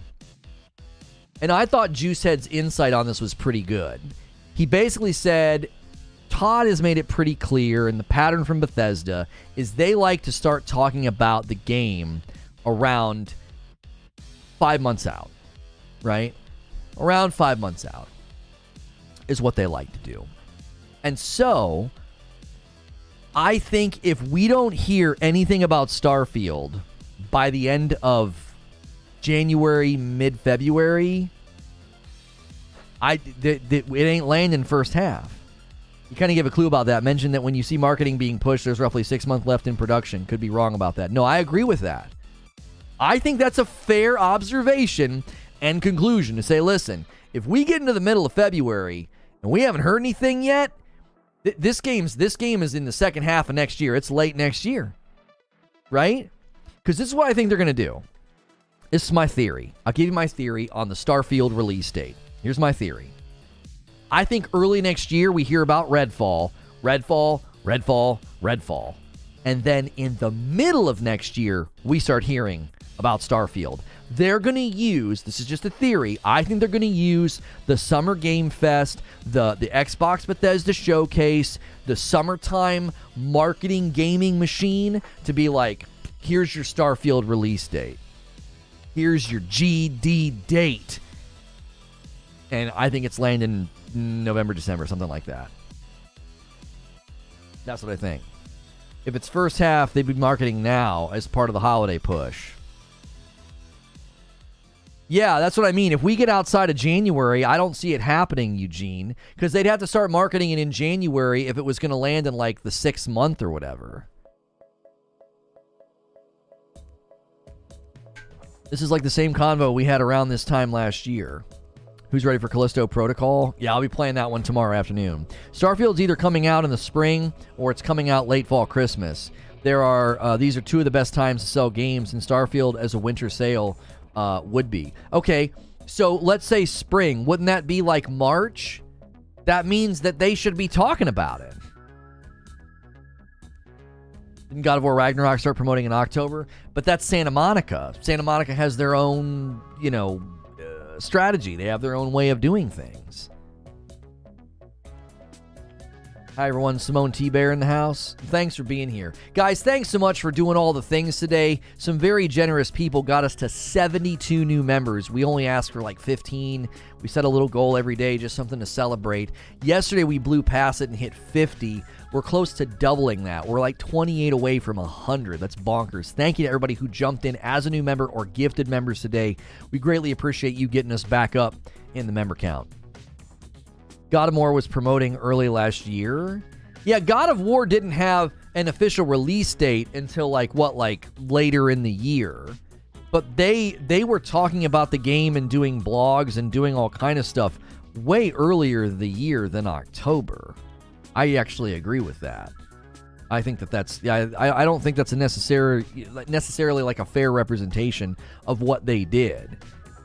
Generally speaking, I think God of War Ragnarok's marketing got all jacked up because there were people leaking and saying, oh, you're going to get a release date on this date and on that date. You know what I'm saying? It's just that's not a great example because, again, I think Bethesda has a very unique approach. I think their goal is we want to be within that 5 to 6 month window. What evidence do you have that Microsoft is shifting resources to Starfield? Can Microsoft afford to drop Halo as a system seller? I don't know if they're shifting resources, but they, according to Todd Howard, they have top engineers and resources that they're getting to tap into to help the game be better. That's what my thumbnail is like, the Xbox helped it.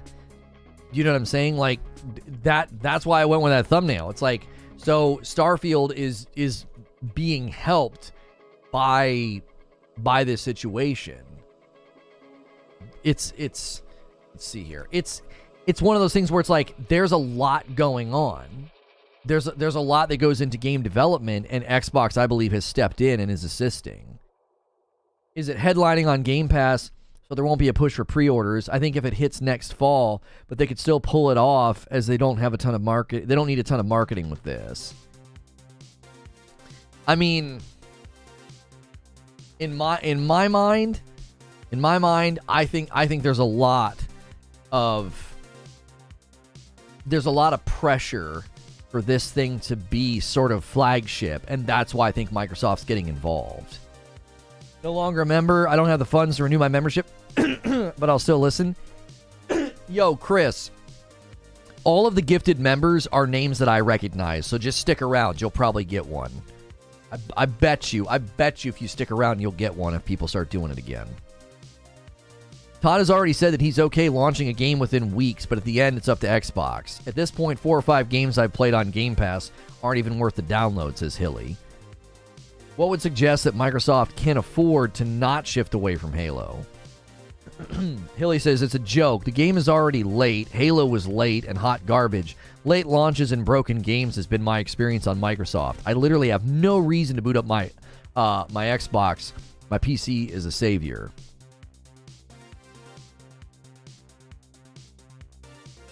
Arrowroot says it's a system seller for me. I picked up an Xbox Series S this Black Friday, getting ready for Starfield next year. Never owned an Xbox since the original.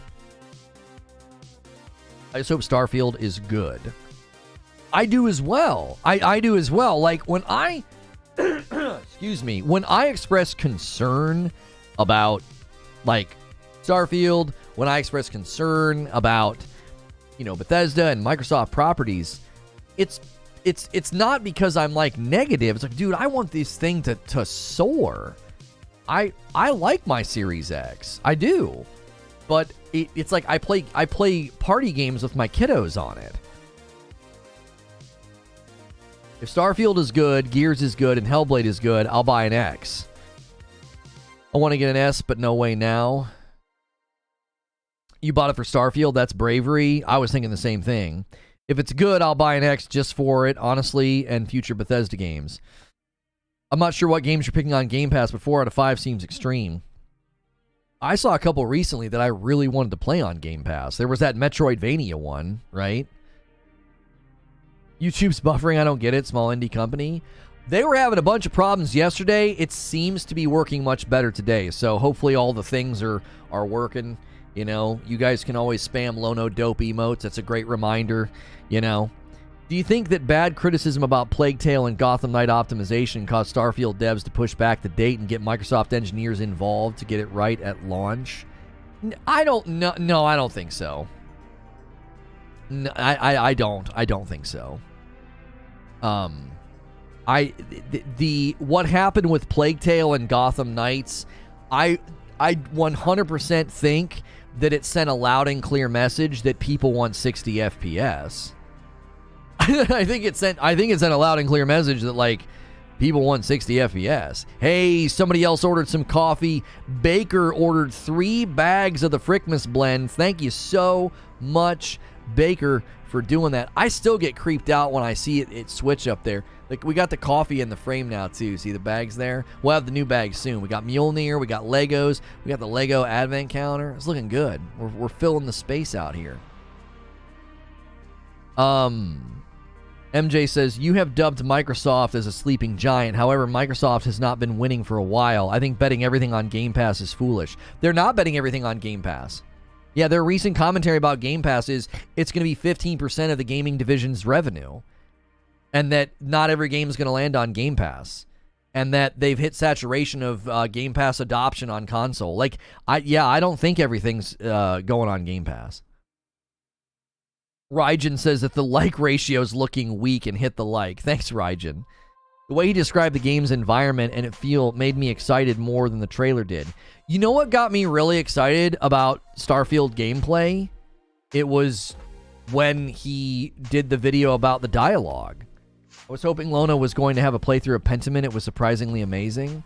Hey, we can start using Throwdown Thursday for me to, like, try out games that you guys want to see as members.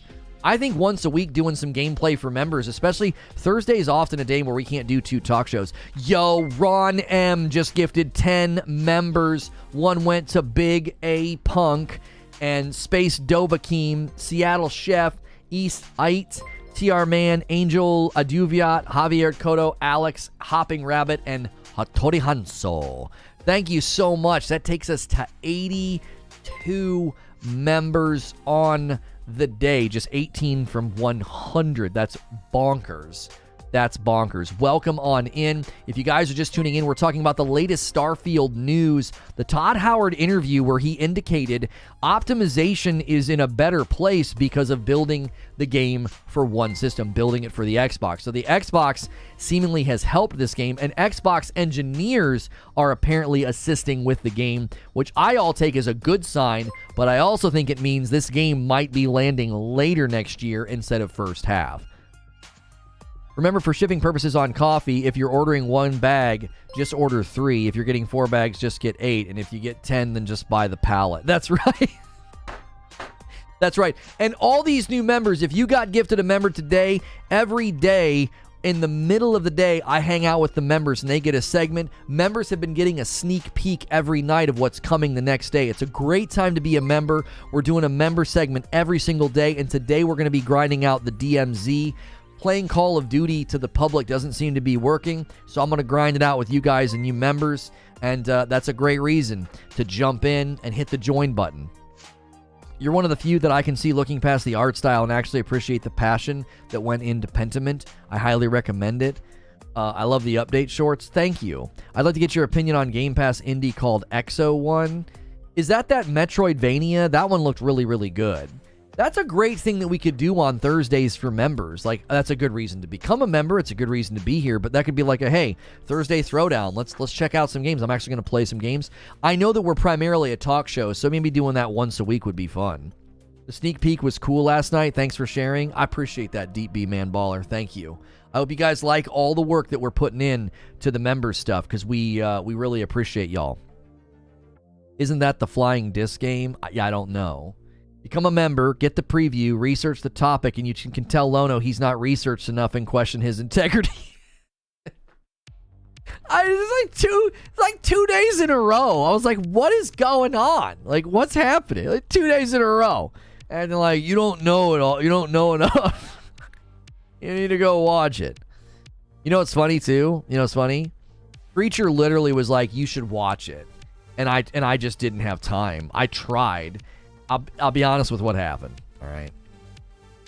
I ran out of time last night because I was filming shorts right over there on the floor for the Lego channel. I did a couple of the days of the Lego Advent calendar so that we could have some shorts ready.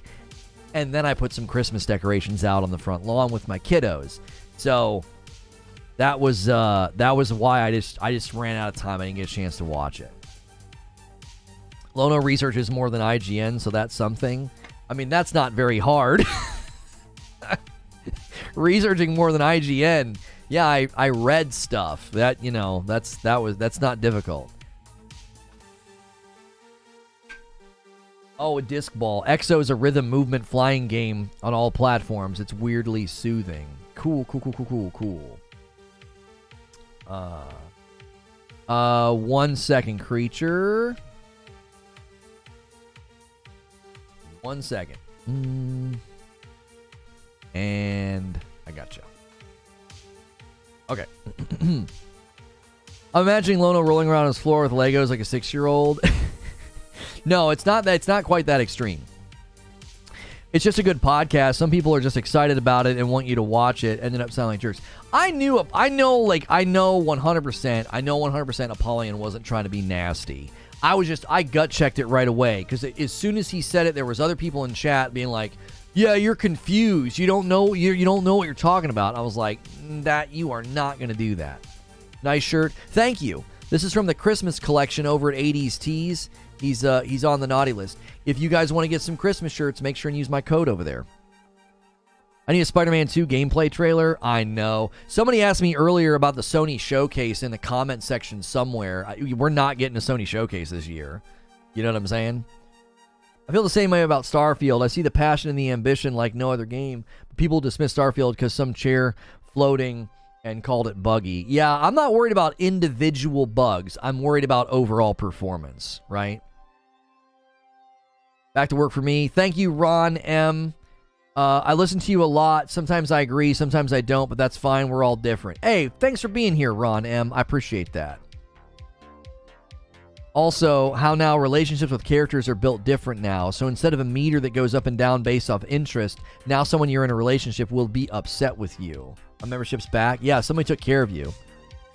Gifted members. We're at 82 members on the day. 82 right there. 18 more for 100. That's stinking bonkers. You guys are awesome. Don't get me wrong. Major hard game killing bugs is bad. Can you just trust Bethesda game without bugs? Well, and that's the thing. I not once have gone. I don't like the whole Bug-Thesda thing. I don't like it. It's one of those things where it's like, look, man, I get why people say it. I do. I get why people say it. They're like, oh, you know, they've had this thing happen before with games, and they've had problems and everything else. And it's one of those things where I think it gets overstated quite a bit. And at the end of the day, I don't necessarily think it's unwarranted, but I think it gets blown out of proportion a lot of the times. And so I've never once made that a part of my dialogue, like, oh man, I'm really worried about bugs.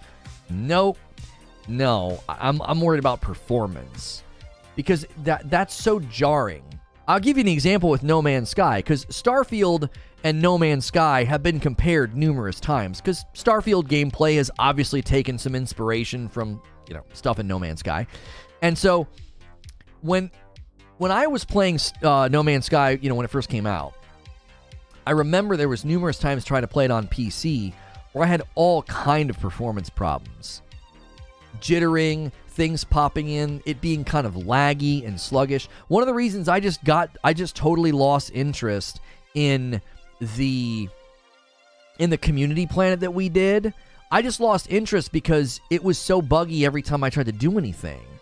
So it wasn't an individual bug that drove me away. It was the overall performance drove me away. So if I'm diving into Starfield gameplay day one and it's like jittering and performing poorly and it's sluggish and laggy, that's not something you can be like, oh, it's just a bug, they'll fix it. It's like, no, that's the performance of the game. I was the same way with Elden Ring. I was like, bro, I couldn't do anything. It's not about bugs to me. It's about performance. If there would have been a bug in Elden Ring at the very beginning, I'd have been like, okay, whatever, bugs are bugs. But it was the overall, it was the overall performance was the issue. What on earth? Why did it run that poorly and jittery and all the frame stutters? I played almost all of Bethesda's games and I never encountered a huge bug. Some people just say it because they heard it from someone else. Well, I think Fallout 4 had some doozies, but I think a lot of it was overstated. I'm cautious about Diablo 4. I wonder if the game will turn out when it's released. Yeah, I really want Diablo to be good. I really do. That could be a special game for us. Bethesda games are the only games where a patch is out before it launches. Well, before the launches. Well, that's not necessarily true. Day one patches are very, very common. You know what I mean? We're back to the I never encountered it, so it isn't real type beat. Yeah, but my point, Wheeze, is it's overstated. I've had people talk about Fallout 4 like it was a disaster, and I'm like, come on. It was buggy, but it wasn't a disaster. You know what I'm saying? It wasn't horrendous. It had some problems, Yo, my man Just Blaze coming in with 5 gifted memberships. Let's get over here so we can hear them. We got one to Frames, one to Ica Gang, Crover Mims, my man Greenside. I told you we would take care of you, Greenside. And then Lisa Henry, and that's 5. That takes us to 87. 87. That is a lot of members for the day. Thank you so much, Just Blaze. If you guys are a new member, don't miss out on the members only content that we do every single day. We really, really enjoy you guys and all that you bring to the channel and all that we get to do with the members. Very much enjoy it. There's B4. There's Greenside. Thank you so much. You guys are the best. They call it Bethesda for a reason. It doesn't mean all the bugs are game-breaking. Right. The only game-breaking bug I've had in my short gaming career is Mass Effect Legendary Edition. I lost the ability to pick up items. Oh, golly. Yo, Cardoc Ren coming in and dropping a 5-bomb. That takes us to 92 on the day. Trippy Moon got one. Hiram Simmons, Aiden, ABZ Horizon, and Mick Diesel. I'm seeing names I recognize. I absolutely love that. I absolutely love that I'm seeing names that I know are here all the time. Welcome back in to Reforge Gaming, and I hope you guys enjoy all the member segments. If you guys just got a membership and you weren't able to watch the member segments the last couple of days, on Tuesday, We had a great time. We took a look at a bunch of trailers, and then yesterday we took a look at a bunch of games that I said should be on your watch list. Like, hey, these are games that are just coming out right now or coming out in a week or two. And then today we're going to be playing some Call of Duty with members. So make sure you're up to date. We now have 898 members. We're just on the doorstep of 900, inching closer back to 1,000. The 10-year release of Skyrim still had major bugs in it. They're Bethesda for a reason. I've encountered bugs all across the board from Skyrim, Fallout New Vegas, Fallout 3 and 4. Nothing game-breaking, but it is what it is. The only game to make me rage because of bugs is the first Tomb Raider in the reboot trilogy. Permanent all-save file destroying bug that, to my knowledge, still isn't fixed. Jiminy Christmas. The first Tomb Raider reboot. I love that game. That's so unfortunate. If you're a fan of Bethesda games, the little bugs are part of it. You expect it, you love it. I don't think so. I don't think so. I don't buy into that mentality. I think back when you had, significant, monumental, earth-shattering things being done, like the size and scope of Skyrim and, and the size and scope and customization and depth of Fallout 4. Sure, it made sense. It was like, yeah, this angle always makes me so self-conscious about my posture. My man Homie with a $5 tip through Super Chat. Thank you so much, Homie. I accepted Bethesda bugs 10 years ago, but now I'm far more picky. Yeah, I think there was an era of gaming where people were like, yeah, they're buggy, but what other game can you do what you could do in Skyrim, Yo, my man Gritter coming back in, and a membership at VIP Gold. My man, the homie. Thanks for the membership, Ren, says Trippy Moon. I'm far less accepting now, says Eugene. I accepted it because of what the games were doing. Simp mindset, same reason Game Freak gets away with Scarlet Violet. But Bethesda has literally built a reputation. It isn't a bad thing necessarily, but so many companies have caught up. My follow-up to the Tomb Raider comment. I loved it too. I was 85% done and had nearly fully upgraded my entire arsenal. Then boom, nothing to go but start completely over, so I deleted it. That would be nauseating. Like, I would feel almost nauseous. I'd be like, oh my gosh, everything's gone. Are you serious? When the Giants launched the elephants into the sky, come on, it's hilarious. Yeah. I remember that. I remember one of the first videos I ever saw of Skyrim, like a funny video, was a guy going up to a giant and, picking the fight, and then he got punched just like up into the stratosphere. I thought it was absolutely hysterical. I was like, this is amazing. I need to play this game, So I've always enjoyed games like Skyrim, and my memory of Skyrim is mostly good. It was just I wanted to play with my buddies. I was huge into co-op back then, I was huge into co-op. And so my friend and I would play, and we would get into a party, and we would just talk to each other while we were playing, so it kind of felt like we were playing together. One of the good game-breaking bugs in Fallout was in Fallout 3, after finishing the Operation Anchorage DLC early, when you get the overpowered, winterized T-51B power armor. If Bethesda games have bugs, I'll look past them, not game-breaking bugs, but minor ones I'll just look past. Maybe that makes me a shill and a bad person, but I don't know. I still enjoy the games. I think most people would agree. Thank you, Fat Lump, for upgrading to a Reforge VIP membership. I appreciate that. I really, really do.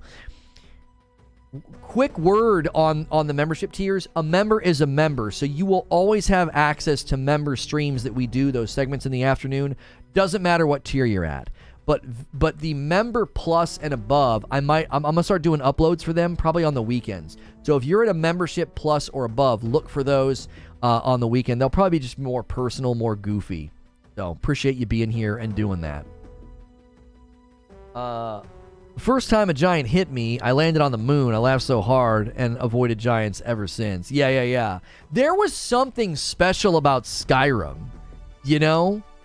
There was something special about Skyrim. You just, and I know people are like, it's Skyrim. I always want to call it Skyrim. There was just something special about it. You genuinely felt like it was this big, huge, scary open world. I remember getting like goosebumps the first time I was in a cave and heard like a Draugr. I don't know. I absolutely loved my experience in that game. I remember the first time I got dwarven stuff and elven stuff, how cool it looked. There was just so much handcrafted love poured into that game, you know? What you said is the reason they made Elder Scrolls Online. Many people were asking for Skyrim co-op. It's partly the same reason Fallout 76 exists. Too bad it didn't come out right, though. Yeah, Elder Scrolls Online has done very, very well. It's done very, very well. And, you know, I loved Elder Scrolls Online whenever I got to play it and grind it. We've just never been in a position to do much with it, you know? It's sad. It's sad that some games... You know, I wish I could just grind the snot out of them, you know?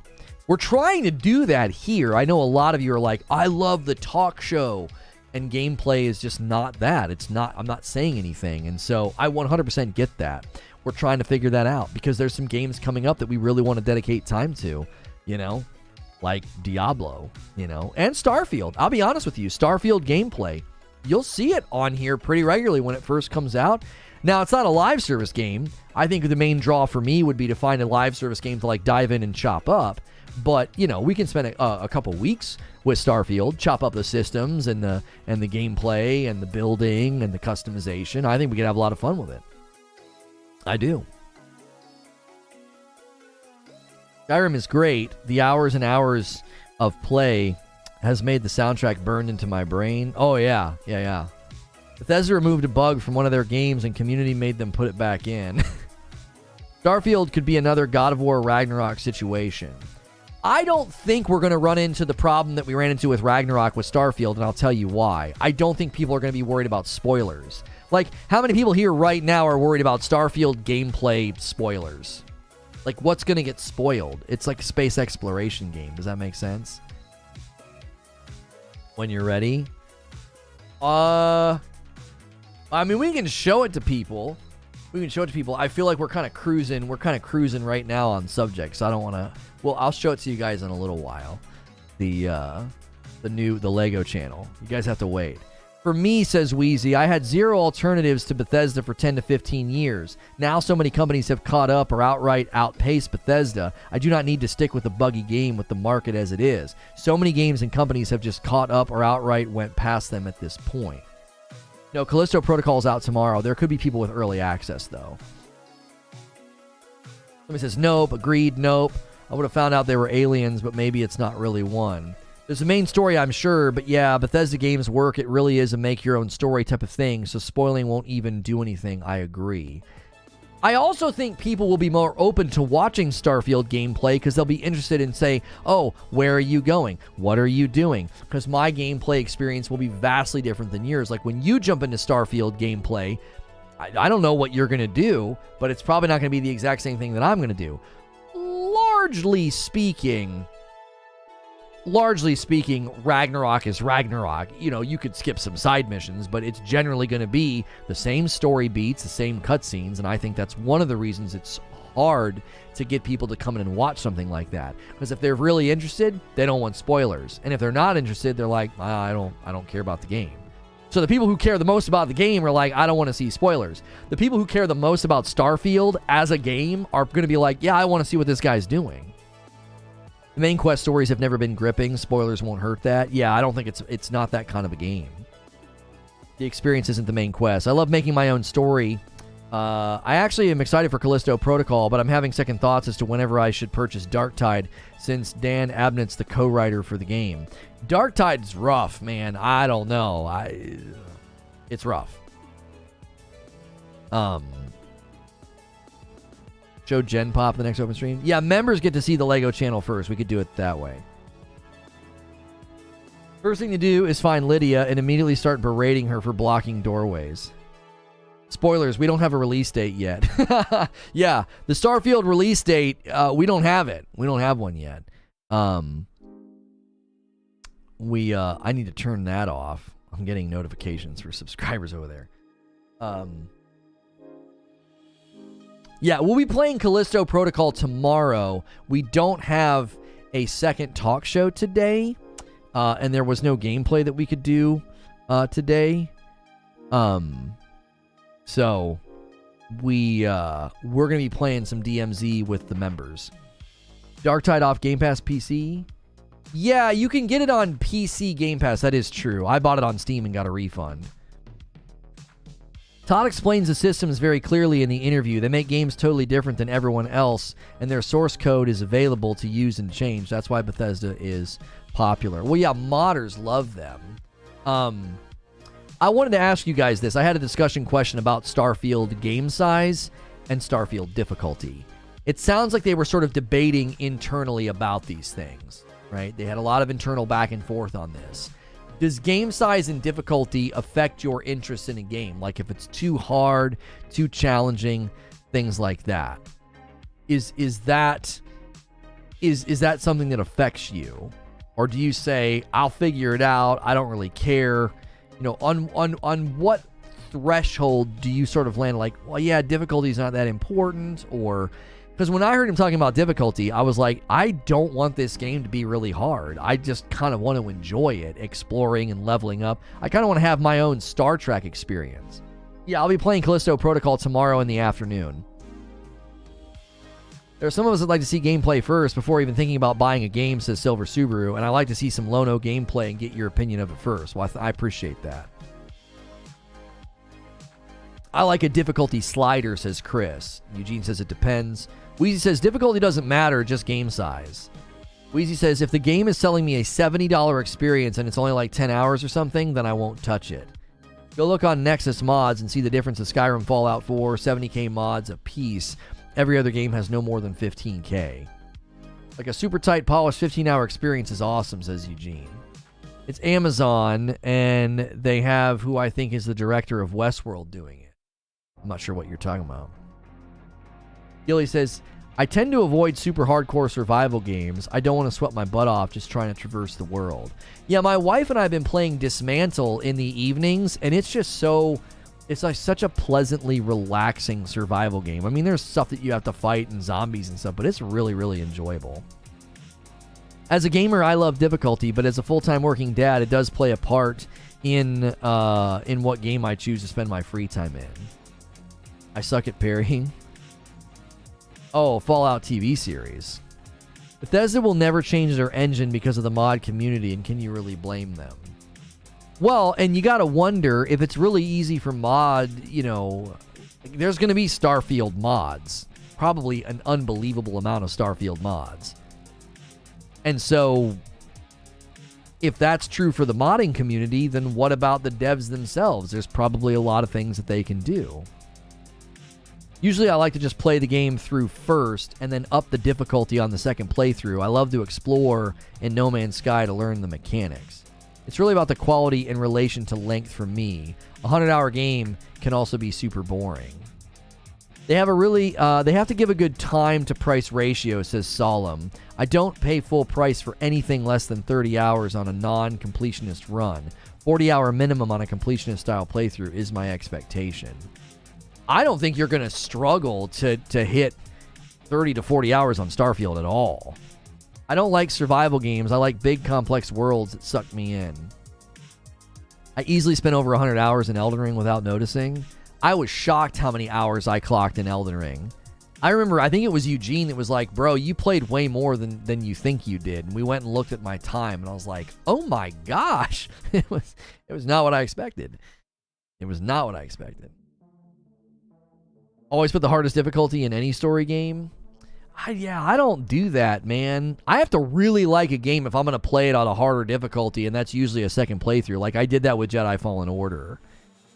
Besides Darktide, where a renowned writer was involved, I remember playing old games co-created by renowned writers like Clive Barker with Undying and Jericho. I didn't play either of those. Elden Ring has even more content in its weapons and weapon lore alone than most modern games. God of War Ragnarok took me about 70 hours to finish Platinum because I would just get lost and wander around. Hilly says, quality's too subjective now. Like DayZ has more gameplay offering to me, but subjectively is low quality in terms of textures, etc. Sure. Yeah. I mean, that Dismantle game my wife and I are playing, it's going to take us forever to feel like we're quote-unquote done. The map is enormous. And all the things you can build and the skill trees and stuff. It's huge, but it's a very basic game at the same time. As long as the content offered to the hour ratio is well good, then I'm fine. My description in the last message isn't a want, it's the expectation. Well, sure. Like, you expect to get that when you spend that kind of money. Yeah. No, I get that. I just finished Ragnarok last night. I had a great time and a good story, but personally, I thought it was a little too long. I dumped a ton of time into Elden Ring and didn't even notice. Dismantle's an awesome game. It really is. It really is a fun little game. Yo, what's good, Zubair? I didn't think Ragnarok was too long at all. I didn't get why people started saying that. That narrative started to get traction. I was like, too long? Like, what? A higher level difficulty must carry a goal. I'm 40 hours in, and I haven't finished the game yet, taking my sweet time. Open world with linear will do that. I thought it was too long because of the puzzles. 800 hours in Fallout 4, 1,000 hours in Skyrim, 100 hours in Oblivion. Hope they retire puzzles. I thought the puzzles were fine. I want to immediately start God of War Ragnarok over on New Game Plus. It's part of the reason why I'll say, says Wheezy, I'll buy this game when it's at X price, like Miles Morales. I won't pay $50 for it, but when it goes on sale for 20 or 30, I'll give it a shot. I'm not done with Ragnarok, and I kind of feel that, says Chris. Considering I spent $100 on Callisto Protocol, I think it was worth it, but we shall see tonight. That's right. I don't know what system I'm going to get it on. I don't know. I don't know where I should get it. You don't need the puzzles, to be honest. The puzzles solve themselves. That's exactly right. Hellblade 2 will be about 15 hours long, I bet. And I'll love every minute of it. As a dad of a newborn, I'm appreciating shorter games more. Oh, I bet you Hellblade is longer than that. Yeah, I have a feeling it's going to be longer than that. You might be right. You might be right because the artistic drive is going to make them keep it more contained, but I don't know. I have a sneaking suspicion that game is going to be huge. I can agree with the puzzles for the most part. Buy it on PlayStation. You get PlayStation exclusive add-on. Oh, really? And Sony devs help with the game, so it might be best to play there. Here's a little break in chat to remind you to hit like. I just remembered. Thank you, Barrier. I appreciate that.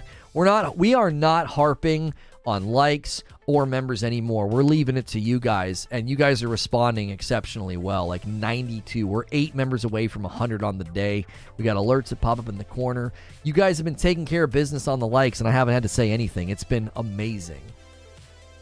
Push buttons. There's a place for narrative in games, but how video games lost the plot. I'm not sure. What's that article's general consensus? This article said much of my thinking on games. They didn't help. They used the mocap in the animation studios. Oh, they didn't just help. They used the mocap in animation studios. Nice. Shora Agdashlu's Assassin's Creed character has just appeared in the latest AC Valhalla update. Small mini quest. Oh, that's dope. That's dope. She is... Wow. She is... She talked about being like a seasoned woman or something. I forget what she said, but she said that in that one video, and I was like, uh-huh. I found your channel over searching for Starfield news. Great work. Thank you. Hey, if you're new and you found my channel today, we're always covering gaming news. I'm safe for work. If you decide to become a member and support the channel with a membership, we do, in the middle of the day, always break for lunch and hang out with the members, and we do segments in those breaks that only the members get to see. So generally when you're here, you're mostly always going to get a talk show like this, maybe some gameplay. Today, there is no second talk show. I'm going to be playing the DMZ and maybe some Spec Ops with members. So it's a great time to become a member. Hilly says, basically immersive gameplay of your own making is king over the narrative. Oh. Right. Any PS5 owners in here pre-order the DualSense Edge? I did. Didn't I?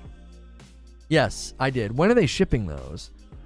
I found his channel over Arkham Knights. Bro saved me a whole 90. Yo, Rojo, I got so much hate for the Gotham Knight shorts, and then they all aged like fine wine. This is the most realistic real-time character rendering I've ever seen. Yeah, Callisto looks absolutely bonkers amazing. I'm getting a lot of hate for my Dead Space short now, too. I feel like that one's going to age like a fine wine as well. It drops Jan 26. I did as well. Okay, cool. Love to see good discussion today. Thank you, Silver Subaru. I'm addicted to Vampire Survivors. Yeah, a lot of people have been recommending Vampire Survivors as a fun little game. Yep. Side note, I bought Sekiro for my birthday yesterday, and the combat is chef's kiss. Yeah, that's a good one. That's a good one. That's a good game. I was going to getting Edge, but I opt for a Black Friday scuff. I don't get why some people think Ragnarok's too long. I've had friends beat it within 20 hours. I, on the other hand, took my time and did it in 60. I'm going to have to contain myself when you play Callisto from Backseat Gaming. Yeah, you're going to have to. Or I'll do it for you. I just saw that I got gifted. Thanks for the generous person. Welcome on in. Thank you so much. Welcome on in, Lisa.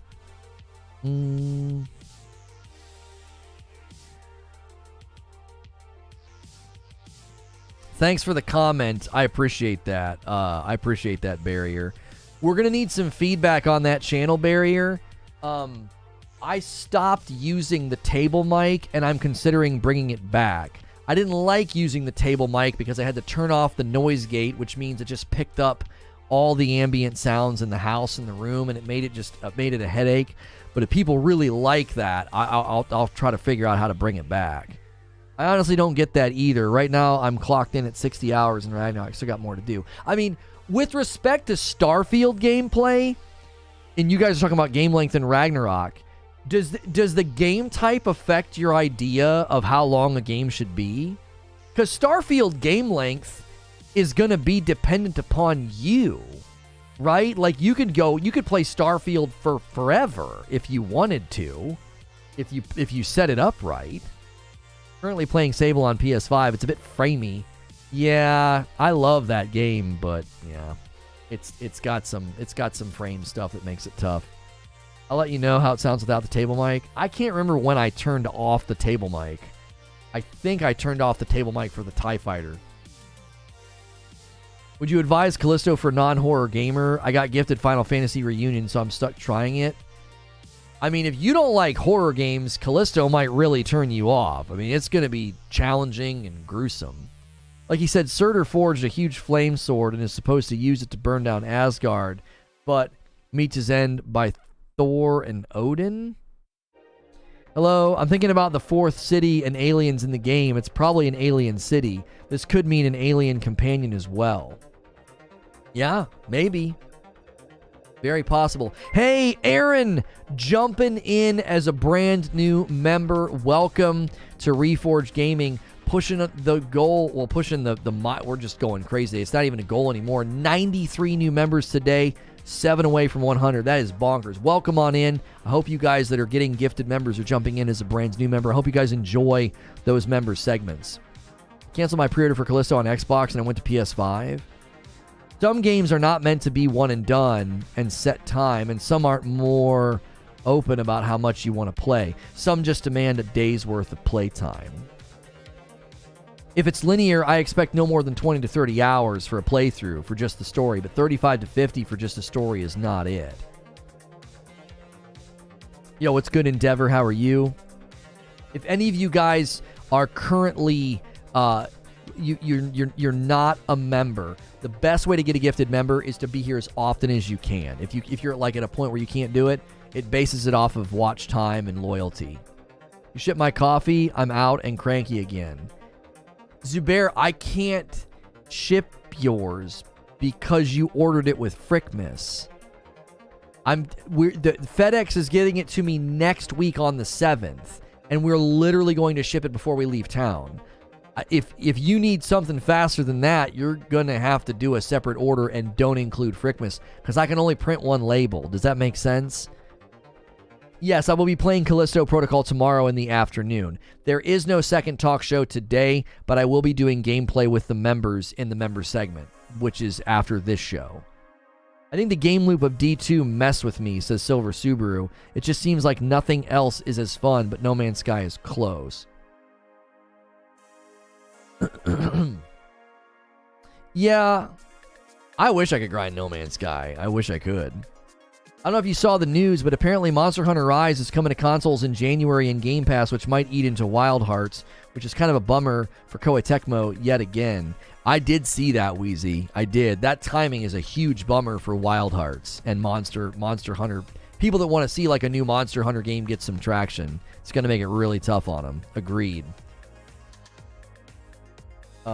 Eugene says, Zubair, you need to start ordering when you open the last bag. If you guys are curious what they're talking about, we have our own coffee. I've got 2 of the bags sitting right here, and Frickmas Blend is our holiday blend. It's coming in new resealable bags that'll look a little bit nicer than those, and then eventually these will switch over to the new bags as well once we're out of the current stock. So check out reforgeroast.com. We have our own coffee. It's ours. That's not a sponsor. Like, my wife and kiddos ship it to you.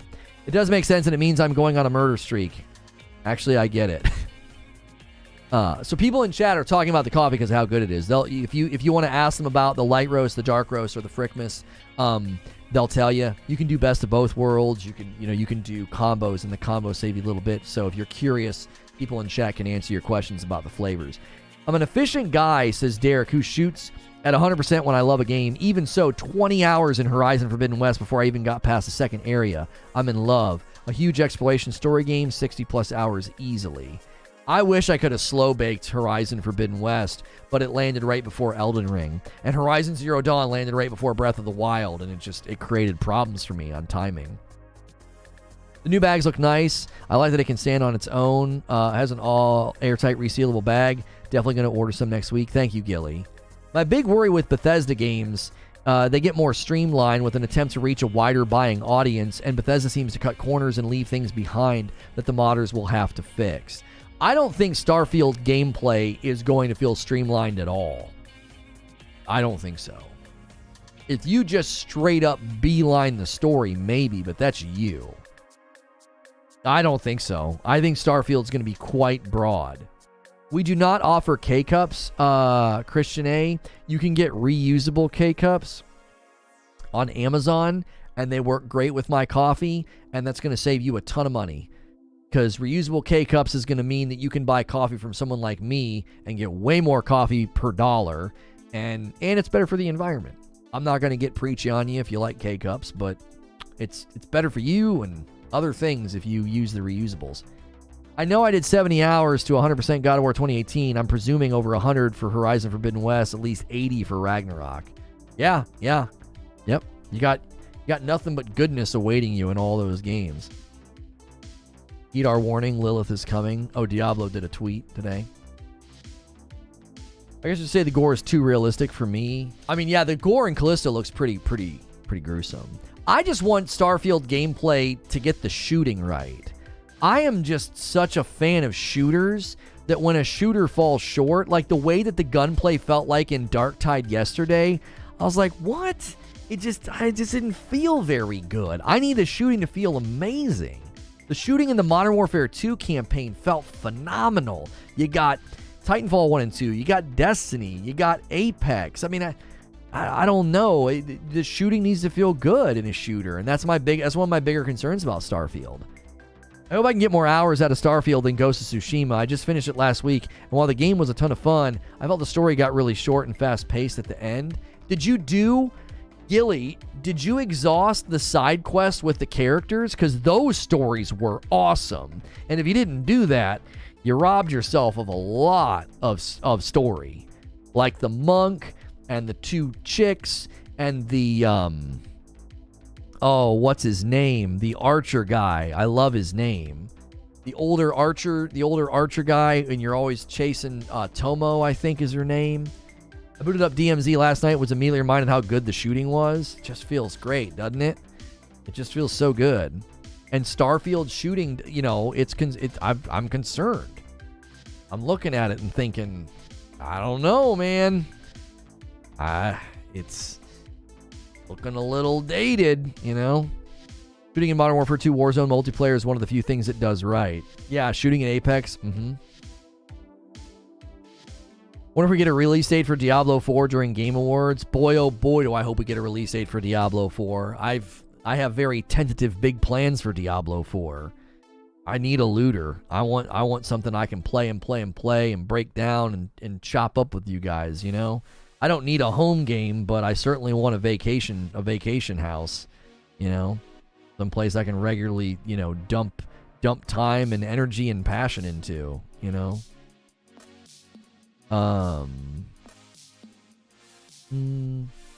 Yo, Aaron, immediately upgrading to a member plus. Thank you so much for doing that. Something tells me that the shooting's going to be dog crap, says Wheezy. I have a sneaking suspicion that when I play Starfield, I'm going to go more melee than shooting. I could see a lot of people going that route. A lot of people did that with Cyberpunk. They went that route with Cyberpunk. Yeah, I already got a comment of somebody saying they like being able to hear all the Legos on the table. It just needs to be good, like above average. Yeah, I'm kind of that way, Eugene. As long as it's not bad, I'll be okay. Like, if it's bad, I'm going to be like, bro, I want to play this game as a shooter. I want to be like a space pirate pew-pew man. You know what I mean? Like, I want to approach Starfield in a way that... Because I think a lot of people are going to look at Starfield gameplay the way that they looked at Fallout. They're going to look at the RPG elements and try and come up with like the best build. And I'm always pretty simplistic in my approach. It's like, give me guns, give me shooties, and I'm gonna go fight. You know, I'm gonna go quest, and I'm gonna go shoot. I think the traversal, Atreus segments, and all the cutscenes have made my 50-hour playthrough feel longer than 120 hours in Elden Ring. I can see that. I can see that, Chris. Some of the way that you have to move around and walk through doors and cuts and or cracks and stuff, it can make it feel a little drawn out. I will agree with that. Having to do melee over shooting in Starfield would be so disappointing. That's what I'm saying, dude.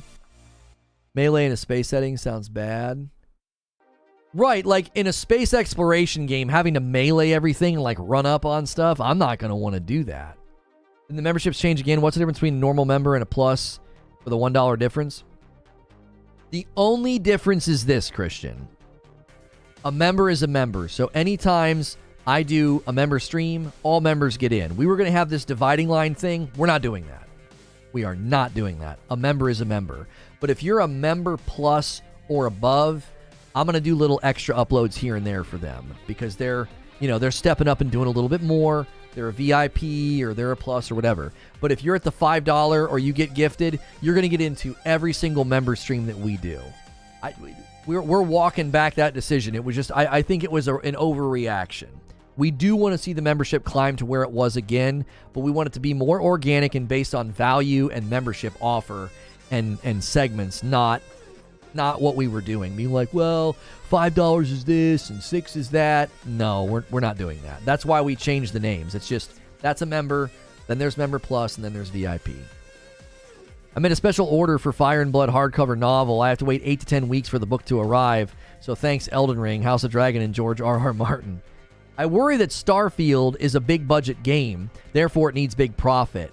It's been getting delayed. Bethesda could potentially cut corners and simplify the fame to cash in early and make the profits. See, I don't think so though. All of the dialogue surrounding the game points to the game being extremely important to Bethesda and Microsoft. I don't see it. I don't see them being like, we got to cut corners to get this thing out. First and foremost, it's going on Game Pass. Love the shirt. Thank you. This is from one of our sponsors. It's from 80s Tees. You can use my code for 30% off. So appreciate the comment on the shirt. You can use the shirt command any day you're here. We have a couple of shirt sponsors that we work with. I've got some other ones coming from another company that I reached out to. The dude that said Warhammer Inquisitor is bad, the game has a 75% good overall on Steam. It was Sven that said it was bad. He said that it just felt clunky or something. He said it was similar criticisms that I made to Dark Tide. Clunky combat and movement, yeah. They could easily see Starfield as a loss leader that doesn't need to make profit, just drive people to the platform. Right. Yeah. And at some level, I believe that it could. Because if this is basically space exploration Skyrim, then I think it could do it. Like if Starfield pulls off what Skyrim did, then it could be a defining game for Xbox if they pull that off. It could. Anyone tell me the name of the Lego channel? We have not been promoting it yet. I'm going to let the members see it first. It's a great reason to become a member, like Christian A just did. Welcome to Reforge Gaming. Thank you so much for doing that, member. There you go. Let me update this. We're at 94 new members for the day. 6 more for 100. Stupid question. Is it easy to make cold Frickmas coffee? I'm sure it is, just asking. I have been told that all of our coffee makes great cold brew, especially the dark roast, is what I've been told. And my wife has done it a couple of times and really enjoyed it. So yes, our coffee does a cold brew very well. It's the balanced acidity. If you've never tried coffee with balanced acidity, you should try ours. You can do the triple threat and get all three. You could do the best of both worlds and just try the light and the dark roast. So you can do any one of those combos. And that's why it's so versatile as coffee. You can drink it black with creamer, all of that.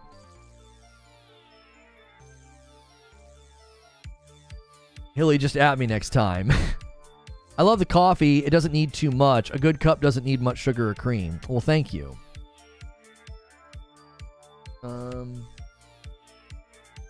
Warhammer 40,000 Inquisitor is better than Sven. If you guys are just tuning in, we've had a great day discussing Starfield news and the Todd Howard interview, and I've probably got one last discussion question for you. Do you feel that his commentary was somewhat contradictory? Because he's talking about how optimization is better when you're building for one system, but then he's also talking about how the game needed to be delayed and the engineers are helping, the Xbox engineers are helping make the game run as good as possible on the Xbox. Does that sound like a contradictory or a conflict within the narrative? If it's easier to optimize for one system and you had the Xbox in mind when development started, then what happened would be my question. You had a date in ink. That's my question. Does that sound like there's a dissonance in the narrative from him in this interview? I sensed a slight contradiction. I was like, wait a minute. Like, it's easier to optimize than what? I don't understand. I think the Witcher 1 remake being fully open world, I think that's going to be fun, honestly. Sounds like a contradiction, says J Murph. I feel the delay is for the Series S, says Emerald Turtle. I feel his language is fluff, and he doesn't want to outright blame the Series S because of who their daddy is. It's contradictory to say you can optimize for one system and also develop for PC. Well, it sounded like he was saying like there's a benefit to being exclusive to Xbox. That's what it sounded like to me. I mean, Darktide doesn't have any Metacritics yet, Eugene. It's got a 73 on Steam. That's actually kind of weak for a Darktide title, I believe. 73 is not that great. The Witcher remake is after Witcher 4, so you'll see it in a decade. That's true. I'd imagine Witcher 1 remake with open world. It'll open the door for a Witcher 2 remake. Yeah, maybe. They'll just go through and do them all. Goddess Omega says, the Reforge coffee is amazing. I don't use any sugar, very little creamer. Frickmas blend's amazing. It marries happily with cinnamon flavors. Light roast goes with everything. Buy some. Man, Goddess, that's so kind. Thank you for saying all that about our coffee. It always makes me feel good when people get that passionate about Reforge roast. You know? See you later, Hilly. Thanks for a great show. Thanks, man. Let's be real. Every delay so fat other than Halo has been great for Xbox so far. They're definitely putting in the extra work. Oh, every delay so far. I was like, so fat. I was like, what? Every delay so fat. What? I'm just here for the coffee. Thanks, Zubair. To think they spent 5 years before the acquisition building the game and no PS build exists or used to exist is hard to believe with any shred of logic. That's what I'm saying, Lance. I'm like, this game was in development for a really long time. And sure, you might have had the Xbox in mind first, but like, you weren't building a PlayStation version? I thought the same thing. The article I read said that he indicated that not being on the PS5 was helping them. I'm like, You were building for it. Come on. Both Xboxes basically run a lockdown version of Windows. The difference between PC and Xbox are very minimal and not needed for dev. That is true to an extent, yeah. So is the Discord channel the same as a member Discord, or is there a difference? Yeah, the Discord is a members-only Discord. So if you go to discord.gg/ReforgeTV, we're Reforge TV everywhere else. If you want to follow us on, Twitter, Instagram, or the Talk, or you want to get in our Discord, it's Reforge TV. So, yeah, discord.gg/ReforgeTV. It's basically a members Discord. You can go in there as a non-member and use the general chat and get my announcements, but you can't see anything else. They developed the game on a beefy PC, of course, and kind of porting it to released systems. It helps them now. They got the Microsoft money, so they don't need the ROI on the PlayStation user base. So they got money to abandon the platform. I mean, I actually think that's playing a role in the delay, Lance. It's like, well, yeah, we can delay the game. We're not trying to make some bunch of money back. You know what I mean? They're not in that position of like, oh gosh, we got to get our money back on this, and we got ROI and margins. Like, well, no, Microsoft owns us. They'll keep us open as long as our content delivers greatness to the platform and helps, move Xboxes in Game Pass to a certain degree. Let's be real. Goddess Omega's just mad that we've been out of Frickmas Blend for 2 months. I still expect my bag to be hand-delivered. I'm not hand-delivering it to you, Vengeance. How long does one bag of Havok typically last for everyday use? Well, they're 12-ounce bags. So have you ever bought a 12-ounce bag from, like, Target, I mean, this is the bags. Now, the new bags aren't going to look like this. These are the old bags. The new bags are going to be snazzy. I'll have them next week for the Frickmas Blend. We're currently working our way through these. But, I mean, this is a typical bag of coffee that you'd buy from the grocery store or Target. So, I don't know how much you drink.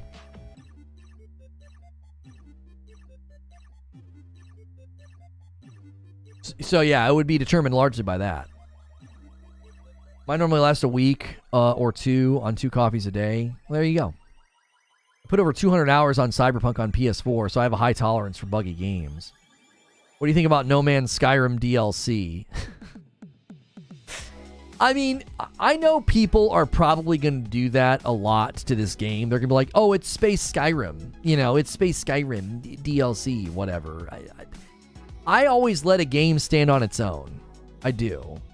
I let a game stand on its own. Because people were like, oh, this looks so similar to No Man's Sky, and that looks so similar to No Man's Sky. And I was just kind of like, yeah, okay. Reload animations and shooting look similar to the first Call of Duty that I played, and a lot of the modern shooters that you can play right now. So, you know what I mean? I'm going to let the game stand on its own. A typical bag. How dare you undersell the glorious design of that bag? The amount of hours that went into the engineering of that bag to seal in the perfection that is Reforge roast. Ashen. Good day, sir. Speaking of No Man's Sky, any word on a new season update? No, I don't know. I don't know what No Man's Sky is doing. I haven't paid much attention to him. I don't like covering No Man's Sky. I don't. Because Sean Murray's like, I'm going to tweet out an emoji. And everyone's like, oh my gosh, something's coming. And then they just post a blog and they push out an update. And it's really hard to cover because the news cycle is always like staggered. Do you know what I'm saying? It's always like, I don't know. It always feels like super staggered. And so it makes it hard to cover. It's just kind of random and out of nowhere. They're currently rerunning a few expeditions for the holidays. Okay. No expected new content until 2023. Thank you, Eric. I'm just gonna say it. No Man's Sky isn't fun. It's not for everybody. For sure. Creature says when Diablo 4 hits, I don't want to do it, but we will do it. The Reforge dungeon. I love it. Apparently Diablo 4 pre-orders are the day after Game Awards. Ooh, baby. Forspoken uses the PS5's SSD for fast travel with virtually no load times. That's cool. That's cool. Yeah. We are really, really looking forward to Diablo. It's definitely an acquired taste, but if it's for you, it's so good. Yeah, I don't expect everybody to like No Man's Sky, but I think it's great. I think it's a lot of fun. Forspoken memes were funny AF. Yeah, it was pretty. I think Forspoken's going to be a good game. I do. I think it's going to be good. It's not going to rise above good. Call me crazy, but my wish list for 2023, Diablo 4 to be massive, Ubisoft massive announces Division 3, be a happy man. Good morning. Yo, what's good, Rockin' Heart, dude?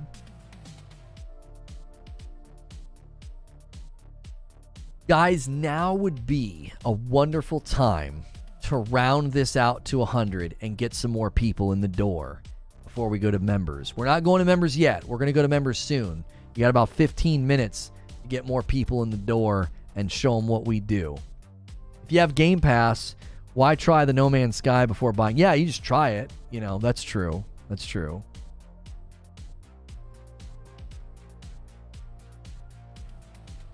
They recast Adar?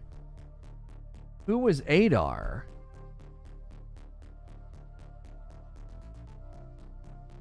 No way. I thought that guy was phenomenal. He was one of the best pieces of the I don't want to talk about that show. Dadgummit. That's a bad choice. He was great. The exact way that I play AC Odyssey? Yeah, Paul. That's the guy. Why would you recast him? I just unlocked the Blades in 2018, trying to take my time, but I can't wait to finish it to buy Ragnarok.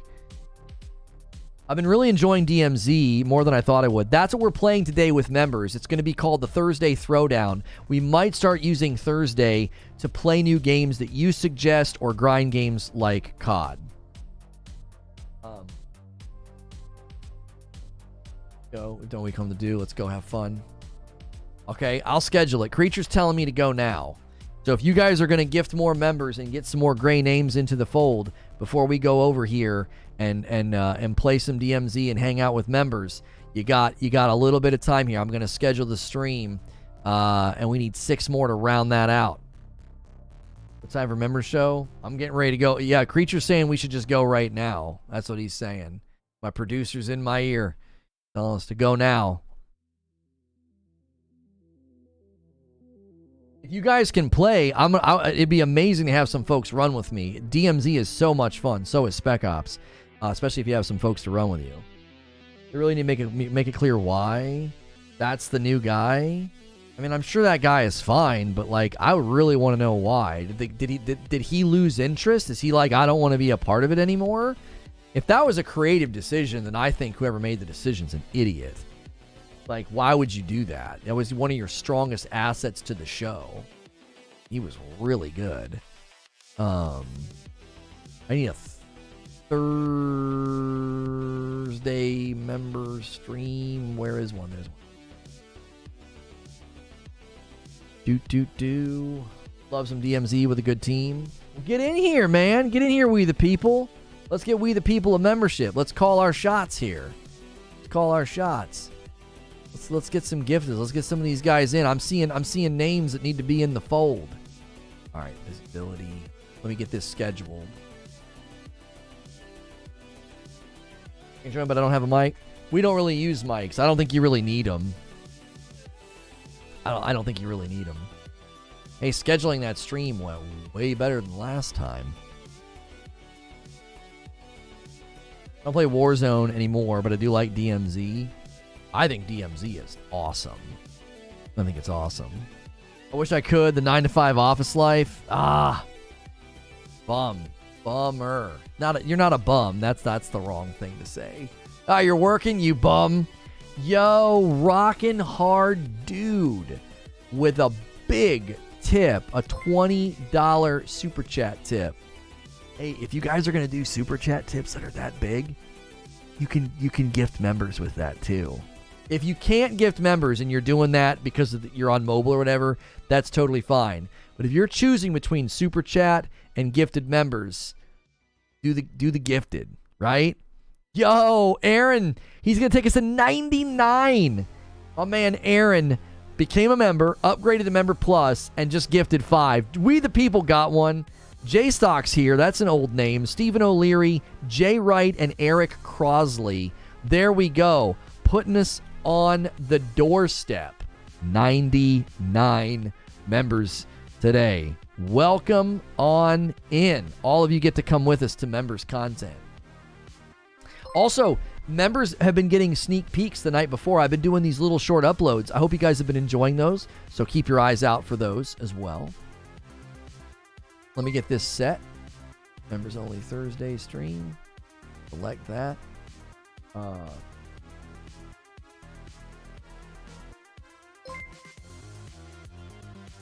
We are trying something new today with gameplay. Post to all channel members. Yeah, we're going to get some new thumbnails designed for these member streams as well, so it starts to become very, very obvious what we're doing. Yo, Pros is going to gift us 1 member and get us to 100. There it is, a nice clean 100. That's my man. Thank you. I appreciate that. I appreciate that very, very much. Let me update it. Let's just look at how pretty it looks. You guys doubled. Oops. You guys doubled what we did yesterday. We hit 50. We had 50, obviously well more than 50. Zinthos, guys, Zinthos ruined it. Come on, Come on, Zinthos. Now it's 101. You ruined it. Now we need an even number. We need more. Orc Dictator, you got one of the gifted members. Lance Urkane, you got one of the gifted members. You guys have been here today talking. You've been engaged. And you have been rewarded with a gifted membership, man. Thank you so, so much. Appreciate that. We're supposed to shoot for 200 tomorrow? Yeah, let's just do it. Let's just double it every day. I want you to take your rates, cut them in half, and double it.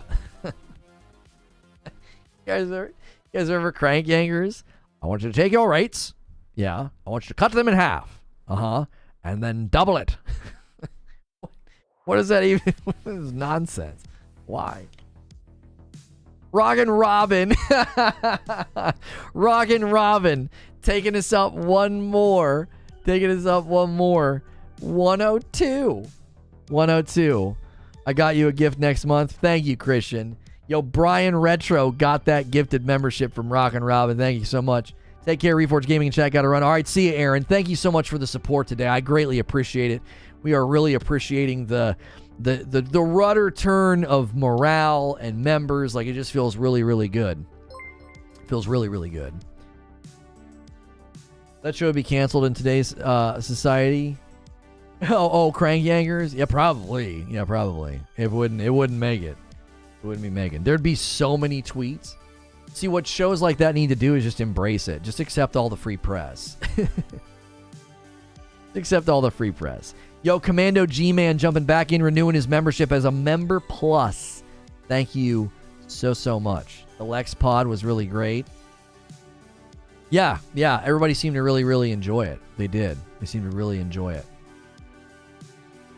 Isn't it on mobile? I can't get it gifted. You should be able to just click allow gifts somewhere on the screen, Sword Tower. If not, just go to a browser and you should be able to do it. Yeah. Should be able to do it. Gotten all the weapon cases out of the DMZ yet? I don't think so. No. All right, I'm going to give you guys 5 more minutes. Creature told me to go, but you guys are doing the things. You guys are pushing the buttons, and I don't want to stop you. You're going to keep gifting. I'll just keep going. I'll just keep streaming. I'll keep going. But only we'll switch if it stops.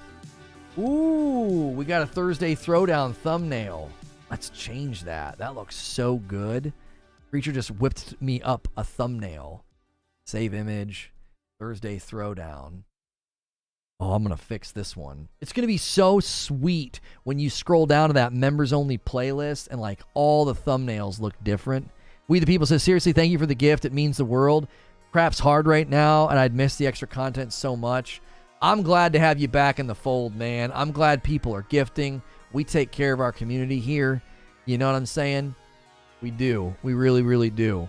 We had a bit of a dip and a bit of a slump, but we're back. We're back and pushing and seeing things go where we need them to go. I'm on mobile and I was able to accept the gift, says Eric. Okay. Weird. I don't know. Some of the mobile apps let you and some of the mobile apps don't. I don't know why. So, okay, there we go. You the man, back to work. Thank you, M. Gene. Okay. It'll take a minute for the server cache to fix that thumbnail. Okay. All right, I'm gonna get the link. If anybody else is going, we round it out for 8 more. I'll let you do it. But if not, I'm gonna give you guys the link and we're gonna go. We're gonna redirect. If you're currently not a member, you can click join. You can click the dollar symbol at the bottom of the chat, and you can come with us. We're about to redirect to a members-only stream. We do this every day. Typically, this is in between the morning and the afternoon show. There is no afternoon show today. There was nothing really happening, and there wasn't any games to play. Tomorrow, we'll be doing Callisto Protocol in the afternoon. So we'll do our morning talk show, and then we'll do Callisto Protocol in the afternoon. And in the middle, we'll do something with members. So $5 a month gets you into a member segment every single day. That's a ton of content for $5 a month. And you get into our members-only Discord. So become a member today. If you got gifted, get in our Discord. All right? Okay. All right. I'm giving you guys a link. We're going. I'm going to hit the Discord with an announcement. You guys have like 30 seconds here. Boom. Okay. All right. There's links in the chat. If you don't want to ride redirect and you'd rather click on a link to go to the next stream, click that link in chat.